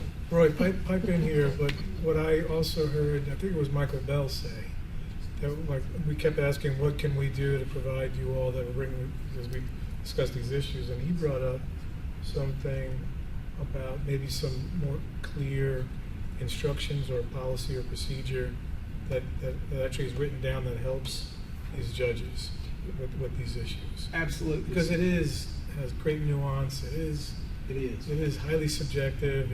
It's tricky and it's complicated. And we provided at the stakeholder meeting, I gave them out, but then I gave them out at the UFC the next day, the judging criteria with the handbook, the handbooks that the commission gave out, and I also gave one to Joe Rogan. Just, you know, You just gotta watch them. You know, there's nothing that, like, if you sit through a command course and John forces you to watch them and watch them and watch them, I mean, nothing beats that. You just can't replace that. Just watching them and analyzing them and watching them and analyzing them, nothing replaces that. That's true. So, start with Can I ask a couple Sure, of things? absolutely. I don't know if Roy wanted to add anything because he was there. Other things that the commission might be interested in. One of the trainers there asked for some information that could be handed out at gyms on concussion protocols. Like when I said earlier to Judge, we assume people know things, but we shouldn't assume that ever. Well, yeah, but he did ask and say, where do I get it? You know how people are, right? You know, and that's just the way the reality is. A lot of these folks are not exactly It's a big state. plugged in. But anything we can do to help, particularly since they asked us. So we want to be responsive. Get some to Joe. I had this idea, and maybe this is like for us to think about, to work with maybe a private, either foundation or, you know, but to think about it in the future. We tried that. Because we can't probably afford this ourselves, but in terms of getting our information out. You know, we have this website, we have Facebook, but the truth of the matter is that a lot of people, including the youth, you know, whatever, they don't go on the internet, or they don't have laptop, or they don't, you know what I mean, or they don't navigate, but everybody has a phone. Yeah. So I'm thinking that just for the future, maybe like for our licensees, everyone who's got a license and whose phones we have, we think about doing like push information. As a whole, you and I should talk about that because it's an issue we deal with in healthcare notification. I was gonna say, that might be It's a texting thing. It's a whole thing. Yes. So why don't we talk about more about that? Okay. It is a whole thing. to Yes. get permission to do texting and stuff like that. It sounds easy, and you're right. It's like the idea of the stakeholder meeting. We went to the event to hopefully get people to show up, It's like even though we tried to come here to push the LAX. That didn't work push the so data well. out. It's just so much easier. So one last thing to notify you guys on, we got a few requests in about the California Belts and Championships again. Oh, Roy, do you want to chat about that at all? Which one, John? California Belts, the California Championship, where we could, as part of promotions, or to give, the commission could give. I mean, it's, again, as a club promoter, to have a championship that's legitimate is a reason to announce the title fight. Fighters who are in it might sell more tickets, so, but it needs to have some integrity, and of course, right now you have promoters that are just doing a belt. But that takes some time. What do you think, Andy? Is this time now to? Oh, it I know is. we've talked about it. Especially with the new weight classes. If you want to get fighters more involved in these new 165s and 175s to keep them from cutting these extreme amounts of weight, you dangle that California title out there, and rest assured, if somebody wins the California title, I can assure you that two promoters, Bellator and UFC, will be looking at them. So we talked about this, and we got so far as like right before working on protocol, you and I. Yeah, and then we just Maybe we should revisit that. revisit. Are you okay with that? Yeah, I still have all my Would notes. anyone like to help somewhere. and join Martha on a committee, or anyone's welcome to? Doesn't have to be a formal subcommittee, but I don't think I- might be a good idea to have one. We haven't even gotten to that yet. I think I still have all my notes on. Okay. But, Roy was there, has been part of it. He could be helpful, I'm sure. And I don't, not just limited to MMA, maybe boxing as well, right? Boxing as well. Yeah. I think we even like started designing a belt or something. Yeah. I mean, I think we got pretty far. This meeting, by the way, was really good in the, you covered 10-7 rounds, you covered unnecessary damage. There was a lot of good stuff that you could tell that a lot of these people that are were deep into this industry were like, oh, I didn't know that, kind of. So Yeah, and I'm glad you brought that up, and I'll just briefly mention this to the commissioners. I covered 10-6 rounds a little bit. What And, is it? I mean, you've seen it, and I'll show you. I'll tell you when you've seen it. Pacquiao Marquez round 1, first one. 3 knockdowns in a round. The referee still lets it go. Okay, 3 knockdown rules not in effect. Okay, but I spoke on it at the NABF. And I Oh, that's spoke right, on you're it. still right there, yeah. Yeah, and I mean, I just think that we as a commission, and I certainly spoke to my referees about this, at least some of them about it. I might have sent a memo, but I've seen 2 10-6 rounds in my life, never in person. Pacquiao Marquez won, and one I'm not going to name out of respect. Okay, seen 2. Okay, Pacquiao Marquez won, wonderful fight. Everybody knows the outcome of that one. Okay? The other one, which was recent, fighter's dead. Okay? And I think we have to go back and evaluate and talk to our referees about what is appropriate. And if a guy's getting knocked down 3 times in a round, you have to check off some boxes. Is there enough rounds to make this thing up? I'm talking about numerically. You can't 4-rounder. You can't do it unless you knock him out. What's the skill of these fighters? You know, are they getting to swim in the deep end of the pool? Those are questions that I have to ask, and luckily we have really good referees, but the chairman's brought it to my attention, and I appreciate it so much when I haven't been able to be there. I won't mention any names, but I've heard the call, maybe this guy needs to have some safety training. Remember that?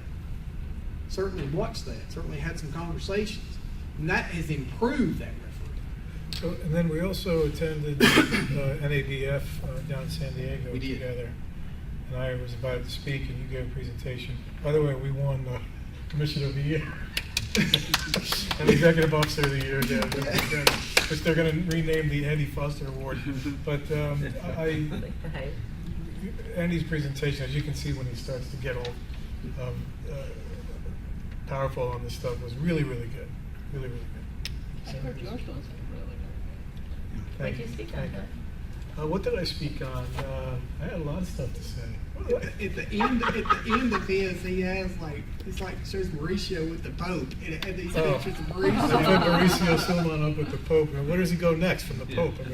I mean, did he go to the moon with Buzz Aldrin? Or what happens next? And thankfully, everybody laughed because people first were looking at me like, it's a joke. I know, it's like- But he spoke on the direction of the commission, the neuro projects that we're doing, Boxer's Pension Fund, which he also talked about at the stakeholder meeting about possibly Yeah, we talked about that. expanding it to mixed martial arts, which, Yeah.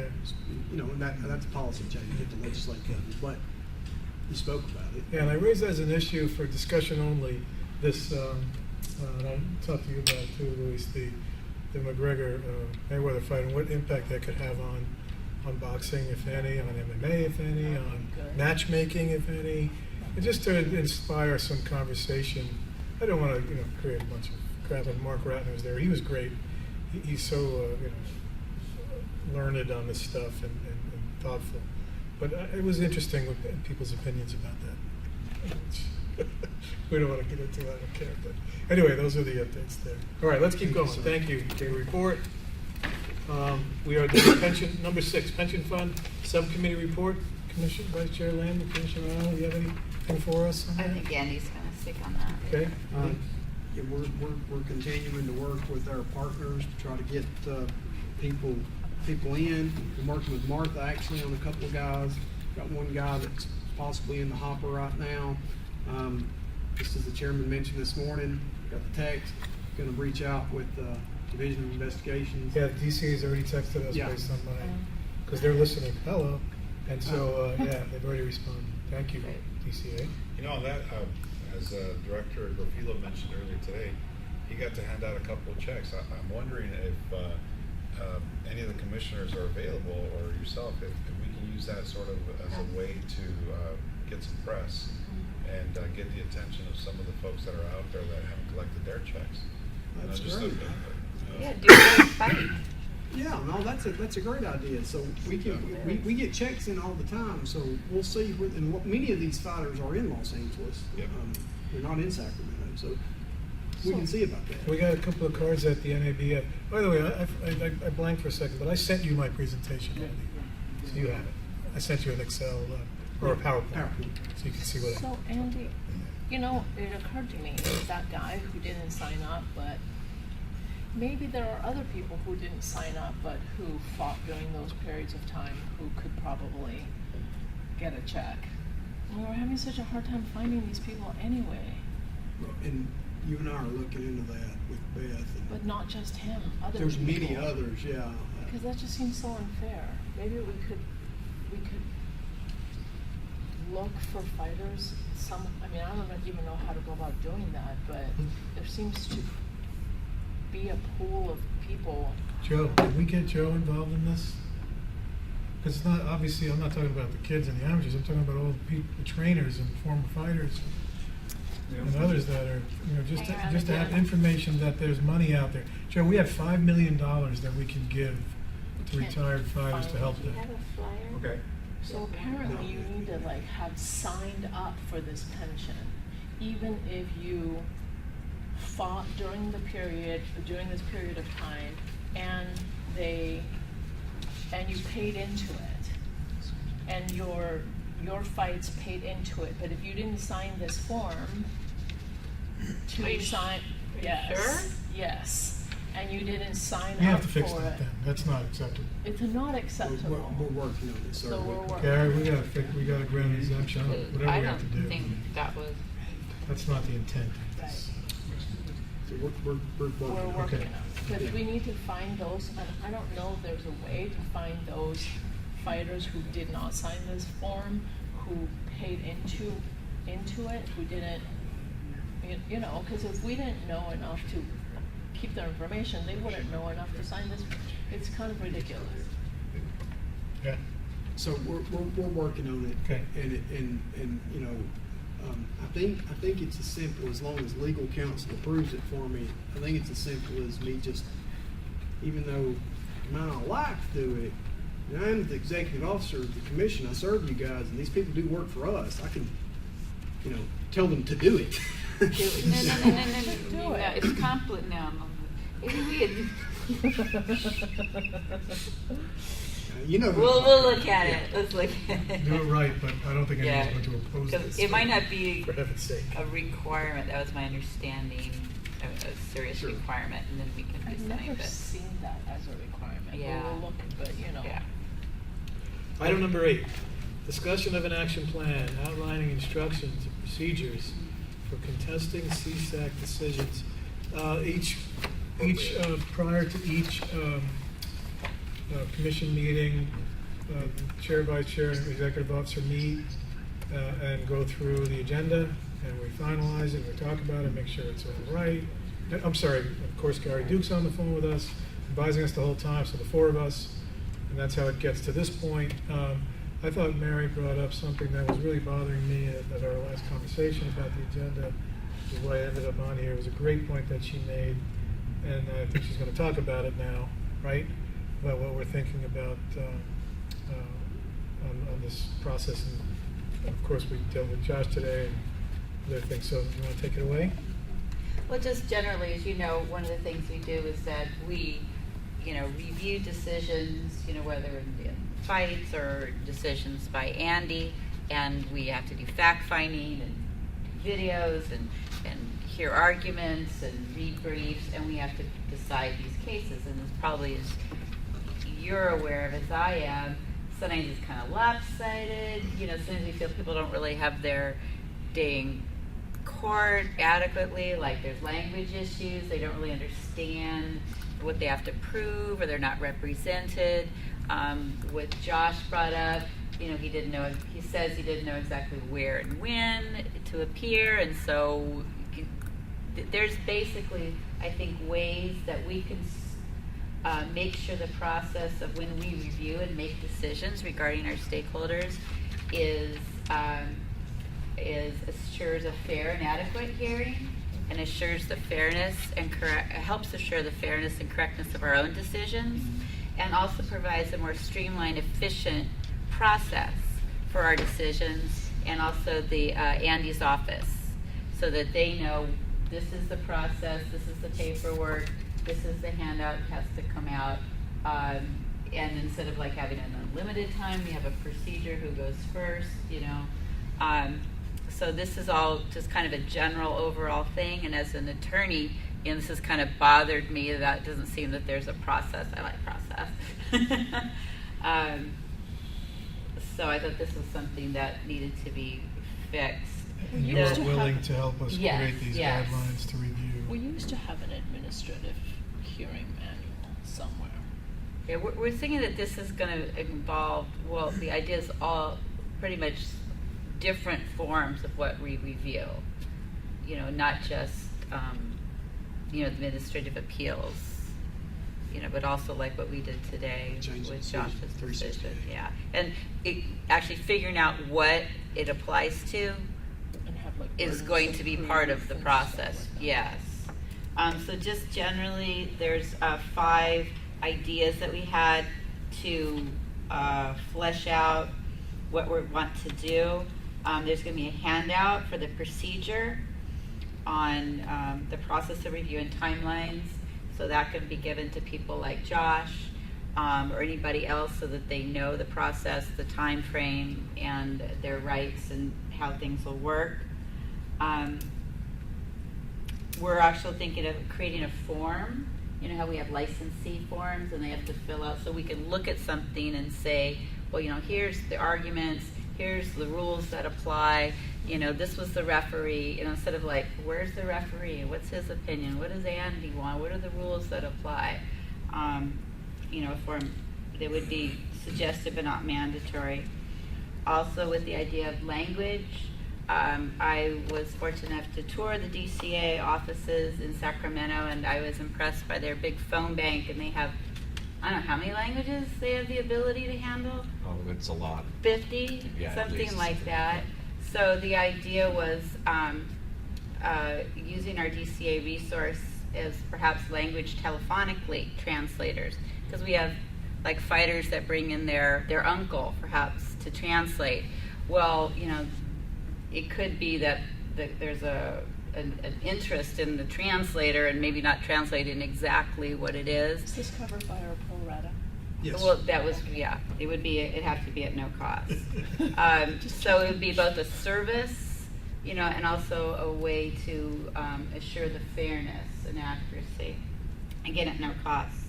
A thing with a thought about whether it's possible is to have some of the attorneys that are involved in this perhaps concede to volunteer, you know, for those who don't have no representation.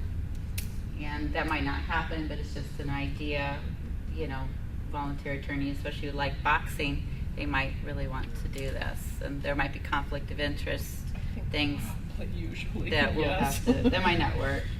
And then the final thing is to have, of course, the information, what we're going to create, available online and in Spanish. So the idea is, and it's going to be probably a fair amount of work, but I think it's going to be very important and in the long run make our job better and easier and streamlined, as well as Andy's office, is perhaps work with, I'm going to have to work with, I'd like to work with Gary and Andy, and also some of the attorneys, you know, like someone from was it the Attorney General, District Attorney down in San Diego?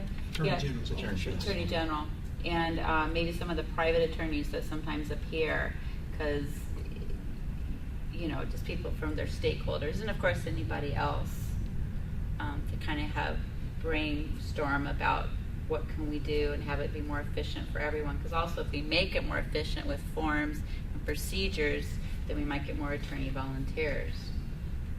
So it's kind of basically, this is a to-do thing and a problem. We don't know how to address it yet, but we're bringing to the commission to assign, to fix the problem. Commissioners, may I ask the recommendation of the executive officer there in the memorandum for a motion to provide direction to him to proceed with this plan, of course with the assistance of the Vice Chair and whoever else would like to participate. Could I get a motion for that? If you guys are okay with that? Wait, do you have enough time to do this?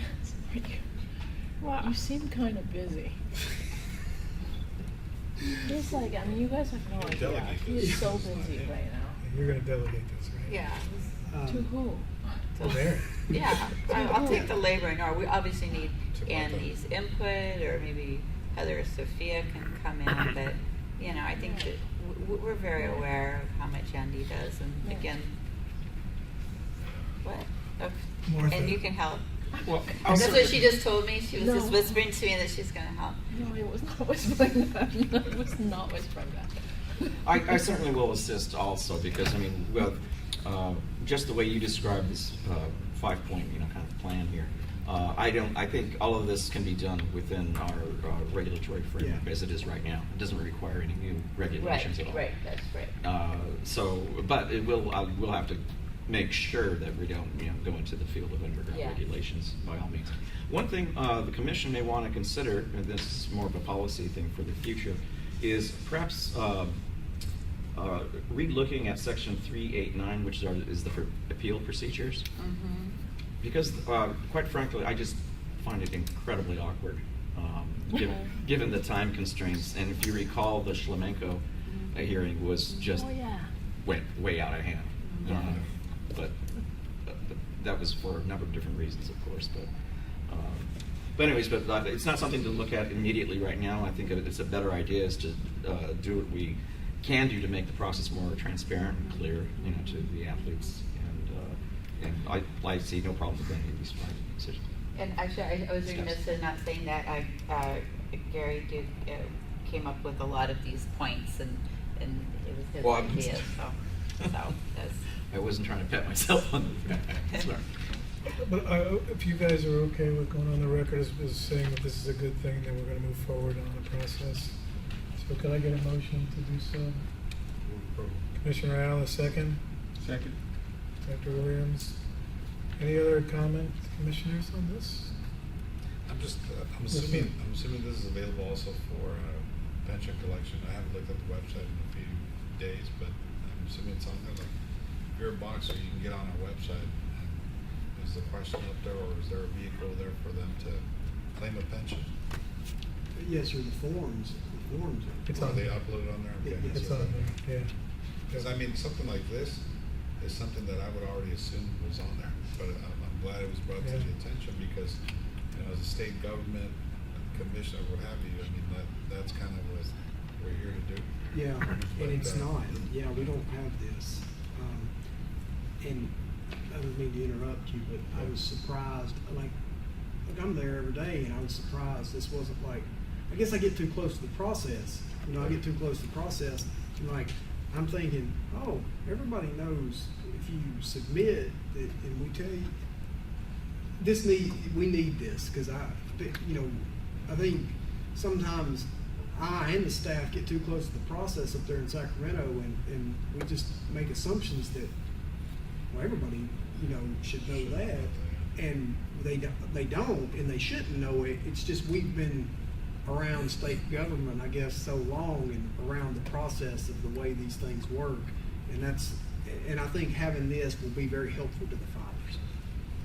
I also think that if it goes the way we know it will go, it'll be more efficient and there'll be less time taken by people just calling in because you can refer them to this process. Sure. And they'll have steps to follow. Sure. And it may encourage some of them to not make an appeal when they don't have a chance.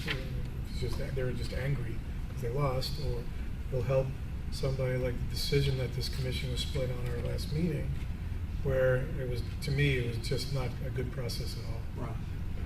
I was told one thing, then I heard another, and the information wasn't all there, and the witnesses weren't there. It's like, really?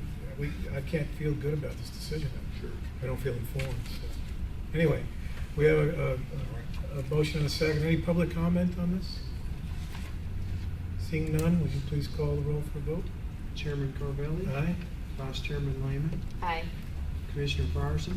Aye. Commissioner Senior Quidez? Aye. Commissioner Dr. Williams? Aye. Commissioner Young? Aye. 6-0, sir. Thank you. Item number 9, review and possible approval of proposed changes to section 711 of Article 2, Division 2 of Title 4 of the California Code of Regulation, consideration of requiring headgear for amateur kickboxing athletes. Mr. Chairman, this came from a recommendation from Dana Mitchell, the Assembly Committee on Arts, Entertainment, Sports, and Tourism, the Internet Media.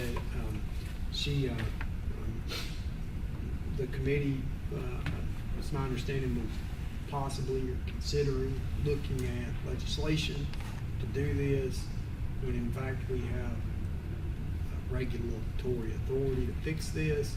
So instead of running the bill, we had heard talked about it, and it certainly makes a good, I think, in my view, good public policy to have youth wear headgears when they do kickboxing, and it would. And I've got to think that, I got to think this is good policy, and the words are pretty easy to fix. It basically just requires every contestant in kickboxing who's under the age of 18 to wear a headgear that is approved by an amateur boxing federation or equivalent organization, which would be like boxing. And I think you heard in public comment this morning this issue, and we're to it now. Although we support this, if we can call it the Patchell Amendment. I was going to say that. You totally should.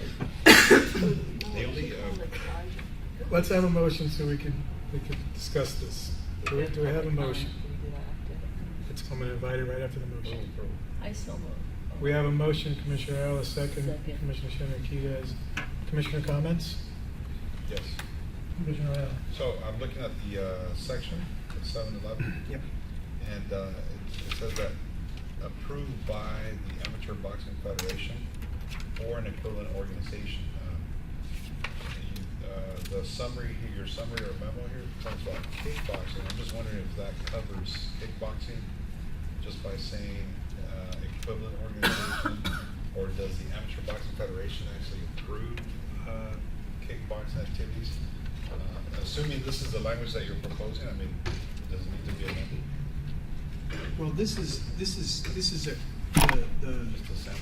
the part that's not the part. This is our current regulation. Right. Okay, so this is in force regarding kickboxing.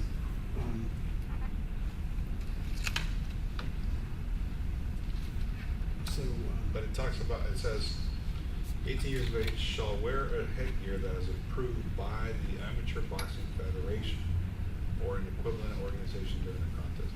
I mean, there's no mention of kickboxing unless the Boxing Federation oversees all of that, including kickboxing. I mean, that's what I'm not No, aware in of. in the bigger body Yep. of these rules, it defines boxing and kickboxing all applicable to the Okay. same. It- So it applies. Yeah, and this is under the amateur kickboxing section. Okay. That's the answer I was looking for. Yeah. That's it. Good question, good answer, thank you. Commissioners, any other questions or comments? I thought Andy, didn't you tell me that as a practical matter, almost every kickboxer under 18 wears headgear I already? don't think it's even almost. It's everything. Oh, okay. And So. Steve, Mr. Fossey is our delegate. It's part of the rules. Okay. So this was just kind of like people didn't, yeah. The reality, it should be a change without a huge. Yeah, there should be no Practical impact impact. whatsoever because it's already happening. Right. And I explained that to Ms. Mitchell, but she It's you know, good to have the law state Yeah. what we're doing. Ms. Mitchell, a lady that was at the UFC. Yes, sir. Yeah. It's always 18, under 18. Who's the chair of that committee? Mr. Chu? Okay. From San Francisco? Yes, sir. Any other commissioner comments? Any other public comments? In addition to Steve saying it's already being done. Like I said, it's already been done and has been done for years, so under 18 is always, way before Andy, way back to the Rob Lynch days. Since my it's- day. Amateurs have always worn headgear, so, Very good. or under 18. It appeases the legislature, so it's a good thing. Yeah, that's what we're all here for, right? So, any other public comment? Let's call the roll for a vote. Chairman Carvelli? Aye. Vice Chairman Lehman? Aye. Commissioner Frierson? Aye. Commissioner Senior Quidez? Aye. Commissioner and Dr. Williams? Aye. Commissioner Ayala? Aye. 6-0, sir.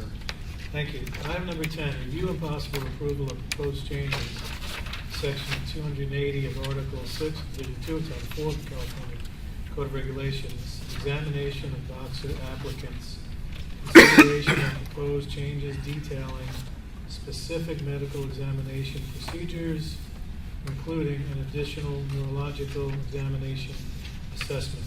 Mr. Foster. Mr. Chairman, we heard in public comment this morning a bit about our C3 Logics program, and you know, we wanted to have the C3 Logics program have the power of law, or if in the future this commission, by law I mean regulation. So we can require fighters, if the doctors want that, to do it. Right now, we're using the catch-all provision in the law, which is totally legal. But this further defines it, and we added letter F. The commission may require additional neurological diagnostic testing to provide concussion management and use these diagnostics to determine the appropriate time for return to competition or retirement from competition in combat sports. Right, I think the other thing, Andy, is that we don't specifically describe that tool. Right. That tool falls under the categories included, but we may determine there are other tools that are as helpful or more helpful, going forward, but.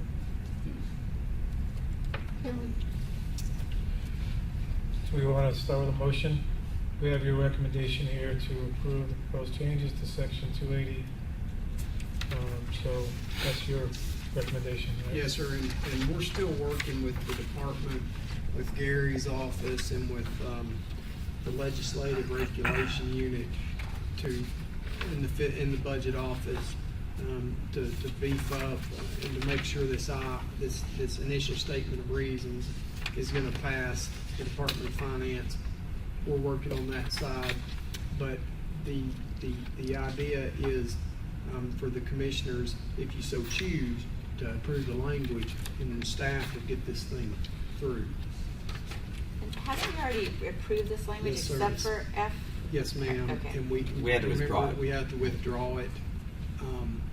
This is it again, Right, and right. this wasn't the first time that we've seen this.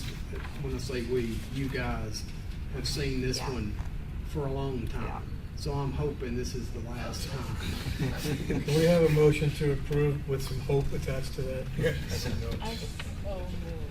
Okay, we have a motion, Commissioner Shinakita, second.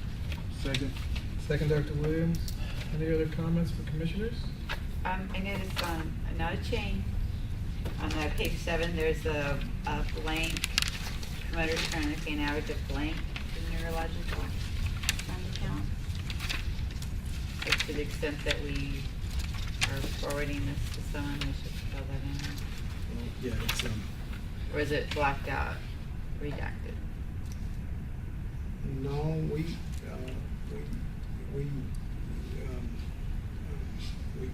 the current assessment that we charge is a penny per ticket.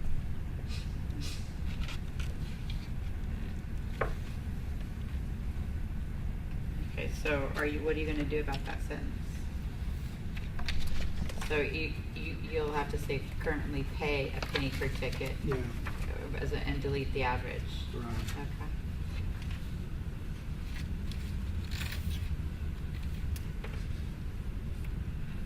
We have to change the motion on that, Gary? We just made to approve this? This is not really the law, this is just the initial statement of reasons, so Andy has plenty of discretion to make these changes. You'll make that change? Yes, sir. This is just a letter. Yeah. Okay, Mike. It's not the law. Yes, go ahead. I do think that when we put this thing out there, I do anticipate public comment on this particular regulation package, which is always helpful. Yeah. Because let's make no mistake, and I almost withdrew this one before I brought it to you. And I can always come back and make an amendment if we need to based on the comments. This is a slight, it's not much, a slight fee increase on promoters. And anytime you have that, you may, not all, you may get public comment back. And Roy Engelbrecht is here, he pays into the Neuro Fund every time, and this will increase his cost to probably $238, something like that, from what he pays now. Per event? Yeah. Are you gonna comment on? Would you like to comment on that? No, it's the cost of doing business. I'm fine with that. Thank you, sir. Any other public comment? Any other commissioner comment? We have a motion and a second. Would you please call the roll for vote? Chairman Carvelli? Aye. Vice Chairman Lehman? Aye. Commissioner Fryerson? Aye. Commissioner Senior Quidez? Aye. Commissioner Dr. Williams? Aye. Commissioner Ayala? Aye. 6-0, sir. Thank you. Item number 11, public comment on items not on the agenda. Yes, sir. Roy Engelbrecht, promoter. I would like the commission to consider a policy, and it's not because I come to almost every commission meeting, but it's insane that we have it here at LAX, and there's some promoters that live within 5 miles and they're not here today. That in fact the policy would be, if you're a licensed promoter in the state, that you're required to come to one commission meeting each calendar year. And if you don't, you're suspended or whatever. I think it's an insult to our profession that they don't come and sit here and listen to what Andy presents and the discussions that the commission has. Every other sport, every executive is required to come to a league meeting once a year. And we don't do that. And there has to be a policy. There has to be some teeth in it. That's just my feeling. Thank you. Or both. Maybe we serve sandwiches, coffee. We're fine on that. Like learn. Thank you. I say that's a good policy. Andy, let's talk about that. That's a good idea. Good. And I'm gonna make a comment about that at number 13, but thank you. Item number 12, Business Profession Code section requires a commission to invite stakeholder testimony at commission meetings on identify actions that lead to great opportunities for licensees to participate in major professional boxing contests. Does any public have anything to add here for that item? Seeing none, we're at item number 13. The next meeting is scheduled for October 17, 2017. Sacramento meeting's in December, or is this the final meeting? No, sir, it's in December. Okay, so one meeting before that meeting. Do we know where the location is for the Yeah, next meeting? Maui, San Diego. Yeah. San Diego. So, Mary, that's exactly counter, if you don't mind me picking on you for a second, to what we're trying to do, which we're not doing successfully even next to the So airport, there. to get people to come to this meetings. Well, in if you have it downtown San Diego, the train goes right there. You know, we should have had this meeting in San Diego, the weather. I mean, I don't know, the airport's right weather. there. What does the weather have to It's do with true, anything? because people might want to come and spend the night Maybe and if we bring their had family. food or something. Well, that's another thing. We have to start arranging food, because we can't get food here. That's another thing. Andy, you gotta help us think through, you know, if We there's need to no plan food, then maybe sandwiches. let everyone know there's no My food house. available. Bring a sandwich, or we can order sandwiches. Yeah, because we're all of our blood sugar about to drop, I think. Yeah, no, we're almost done, but, so, Can we ask again if there are any ideas about where to have meetings that, I mean, you guys show up most time that people, more people would come? restaurant? Or a restaurant sponsor it or a hotel sponsor it. I don't think we probably can get away with that, can we? No. We have done it at every place. We hold it in Orange County, we held it here. Considered a gift to the It's just, they don't come. I don't know. Now, whether a Saturday would be, but you can't do that. This needs to be some teeth in it. Why can't a hotel sponsor it? I don't understand that. Well, I'd have to look at the conflicts law, but basically it would be considered a gift to the state. As long as they By- aren't, what are they getting from the state, a liquor license, yeah, okay. But you could have a promoter. But they also. Yeah, they're regulated. Yeah. I mean, I'll look it up to give you a more concrete Well, I don't answer. know if that's our challenge. If we could probably be willing to spend a couple of bucks to get people to show up. That would be an investment, on a commission. don't Can we worry go to about my house? I'll cook. Well, I don't have any other thoughts other than what Roy said, of putting some teeth in this, attendance thing with our stakeholders. I second that. Yeah. A million times. Well, I think Really, you like Roy's suggestion? Oh, God, yeah. If you're licensed, I'd go even more, but I'd say, That's true. officials and. We make our delegate show up. Can we make a resolution now that that's what our intention is, just a non-binding Well, I think resolution? I think the way you Not right do it. now. Why not right I now? mean, we're not, because it's not on the We're agenda. not supposed to discuss. All right, I got a it. comment here. Not on Yeah, the you can agenda. schedule it, of course, for the next meeting. Nobody Mr. Chair. recognizes you, right? Yeah, Mr. Chair, can I get recognized? I think the way you do it is like, they all have presentations every meeting. So you put them on the agenda to give an update or a presentation or a report on what they're up to. And you bring them to the meeting. Great idea. That'd get them You here. don't have to regulate anything, just, you're on the agenda. I'd like to Number see four. Bob Arum here next meeting. I find, here's what I Wait a minute, find. you didn't get recognized by the chair. That's right, that's true. Yes, Commissioner Flores, well, I find you don't recognize everybody. Okay. Hey, I'll get you to, I'm not. Don't start with Commissioner My tongue Flores. is, my tongue is not that straight. See, I told you you should have fed No, him. one of the Okay. things, as far as the agenda is concerned, it's fine, it's okay to be long, it's fine. Except you have the kickboxing, you have USA, you have all of these different people, but you don't have anyone else. And for some of these other people, it's boring, they don't wanna come to that, they don't wanna hear about that. Because that's long on your agenda. And it's as long as I did. You don't have anything for the fighters and the promoters, really. Like, we should invite more promoters. It's just Roy all the time. You should know, seriously, you should invite promoters, talk about it. I even suggested to to invite the press. What's the guy's name? That's, huh? Lance, sir. Lance, Pokemon, Lance. Yeah, that. And also, we should find out how we can get mics here.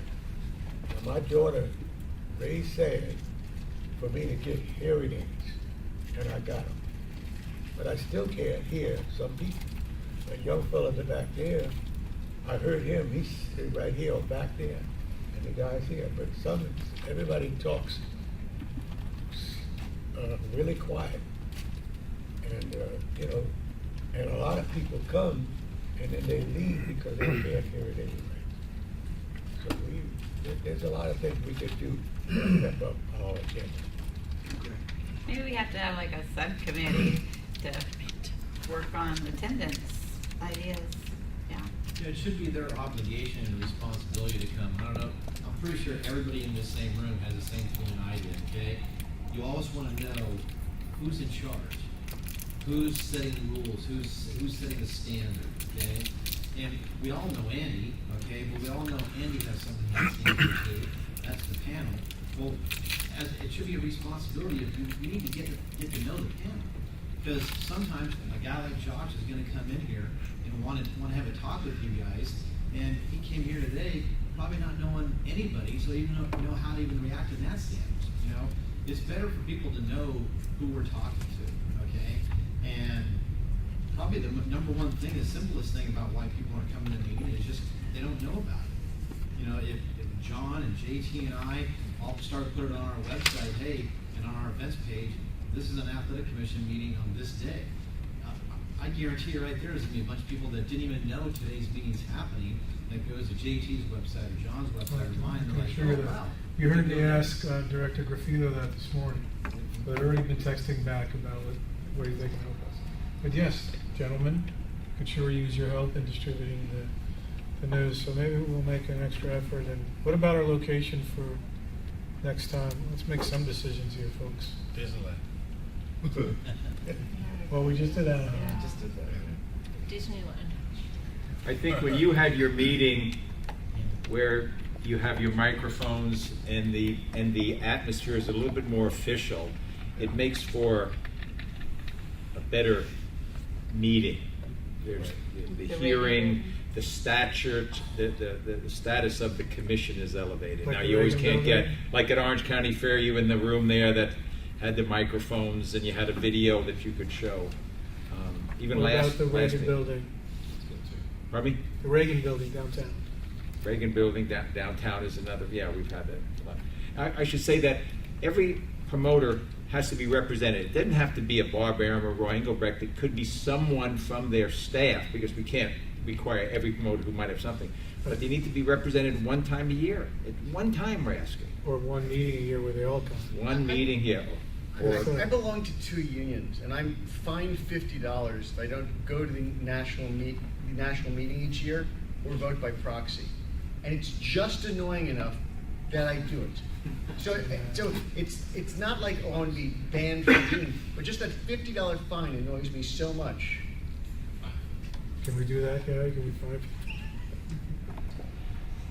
You obviously need a Can I ask you this? Can you advise us on things that we can do as far as making people attend meetings?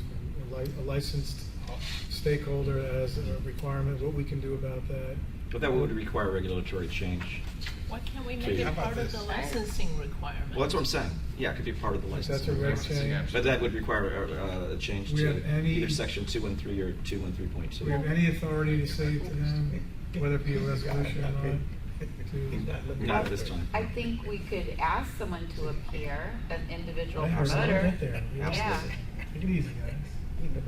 yeah, we could always ask someone. But to put the teeth in, as Mr. Yeah, the teeth. As we Mr. don't Engelbrecht has teeth right now. suggested, would require a Yeah. legal change in the regulation. Yeah. Yes, sir. I was gonna say there's 38 commissions under our current director. I think we can learn from some of those commissions. I'm not sure which ones are the best intended, but I'm sure we can do like a best practices, take a look at whatever those commissions are and learn from those and figure out whether or not we might be able to implement some of that. Here's what you're gonna find out. We're victims of our own success. People come to complain to these meetings. That's true. That's why we have to, That's true. that's why we have to Well- be creative in getting people to. Okay, well, you may be right, but we're talking right now about increasing the attendance. We didn't say the quality of the attendees. We said we want to increase attendance. So, I'm trying to help you out on create some that. controversy. We should just fine and suspend a whole bunch of people. Yeah, they'll show up, that's right. Doctors, yeah, well. Well, stakeholders, doctors are never No, on. the dental, they're always saying never the on the dental agenda. board is Oh, really yeah, good. that's why I just said that. It's the That's my industry. dental board. Yeah. We're always in trouble or complaining, oh, yeah. All right, we haven't picked a location yet. How about we throw something out at the Reagan Building? Back of something else, It's right? original. Fine. Okay, everyone? At least there's Iranian food around. So we have something there, if somebody feels strongly about something. And arrange for microphones and lunch, no matter what Make you lunch do, sandwiches or arrangements. something. We'll pay, but just arrange. Sugar's low. So hungry. It's got those ones across the street, you wanna try that? Sure, whatever you think. And Gary, will you please help us think through what we can do to require licensees to attend? Sure. Okay? You don't have to answer me now, but just you can look through that a little bit. The one agency that I've noticed always has a tremendous participation is actually the Board of Barbering and Cosmetology. One, they have Barbers and 500,000 cosmetologists. licensees, so they're one of the larger agencies. But what they do, which is rather interesting, is that they do their reinstatement hearings on either the day of the meeting or the day before the meeting, and they invite all of the schools to come. And it's really kind of an intimidation tactic because the schools bring their students, and then they see these poor people crying, trying to get their license back, and they basically are told, you don't want to be sitting there, and it works to a certain extent. But again, that's because the Barbering Cosmetology Board has a really close relationship to their schools. I thought you were going to say they give out haircuts. That's what Free makeover. Well, they do at the state capitol once a That's year. a sad story. We should have some kind of Isn't that like We gotta do another award, then we'll get somebody else to show up. Some more awards, some more teeth into our No, but licensees. maybe what we can do is have, Anybody that reapplies or renews? we could have like, maybe like one meeting or two meetings for, let's say, the fighters, and have on our agenda a subject matter that would interest the fighters, and maybe, invite the promoters and have something on our agenda that would really interest the promoters. You know what I mean? As opposed to like scatter things that wouldn't interest one That's what you group were- or the That's other. what you were saying. Some more interesting things to attract people. But That's great. everything on this agenda, you're a promoter. In Martha's comments, it'd be tough to get a lot of fighters out here on a weekday and so forth. I've got to send cars for fighters to get them to the show. They don't even drive.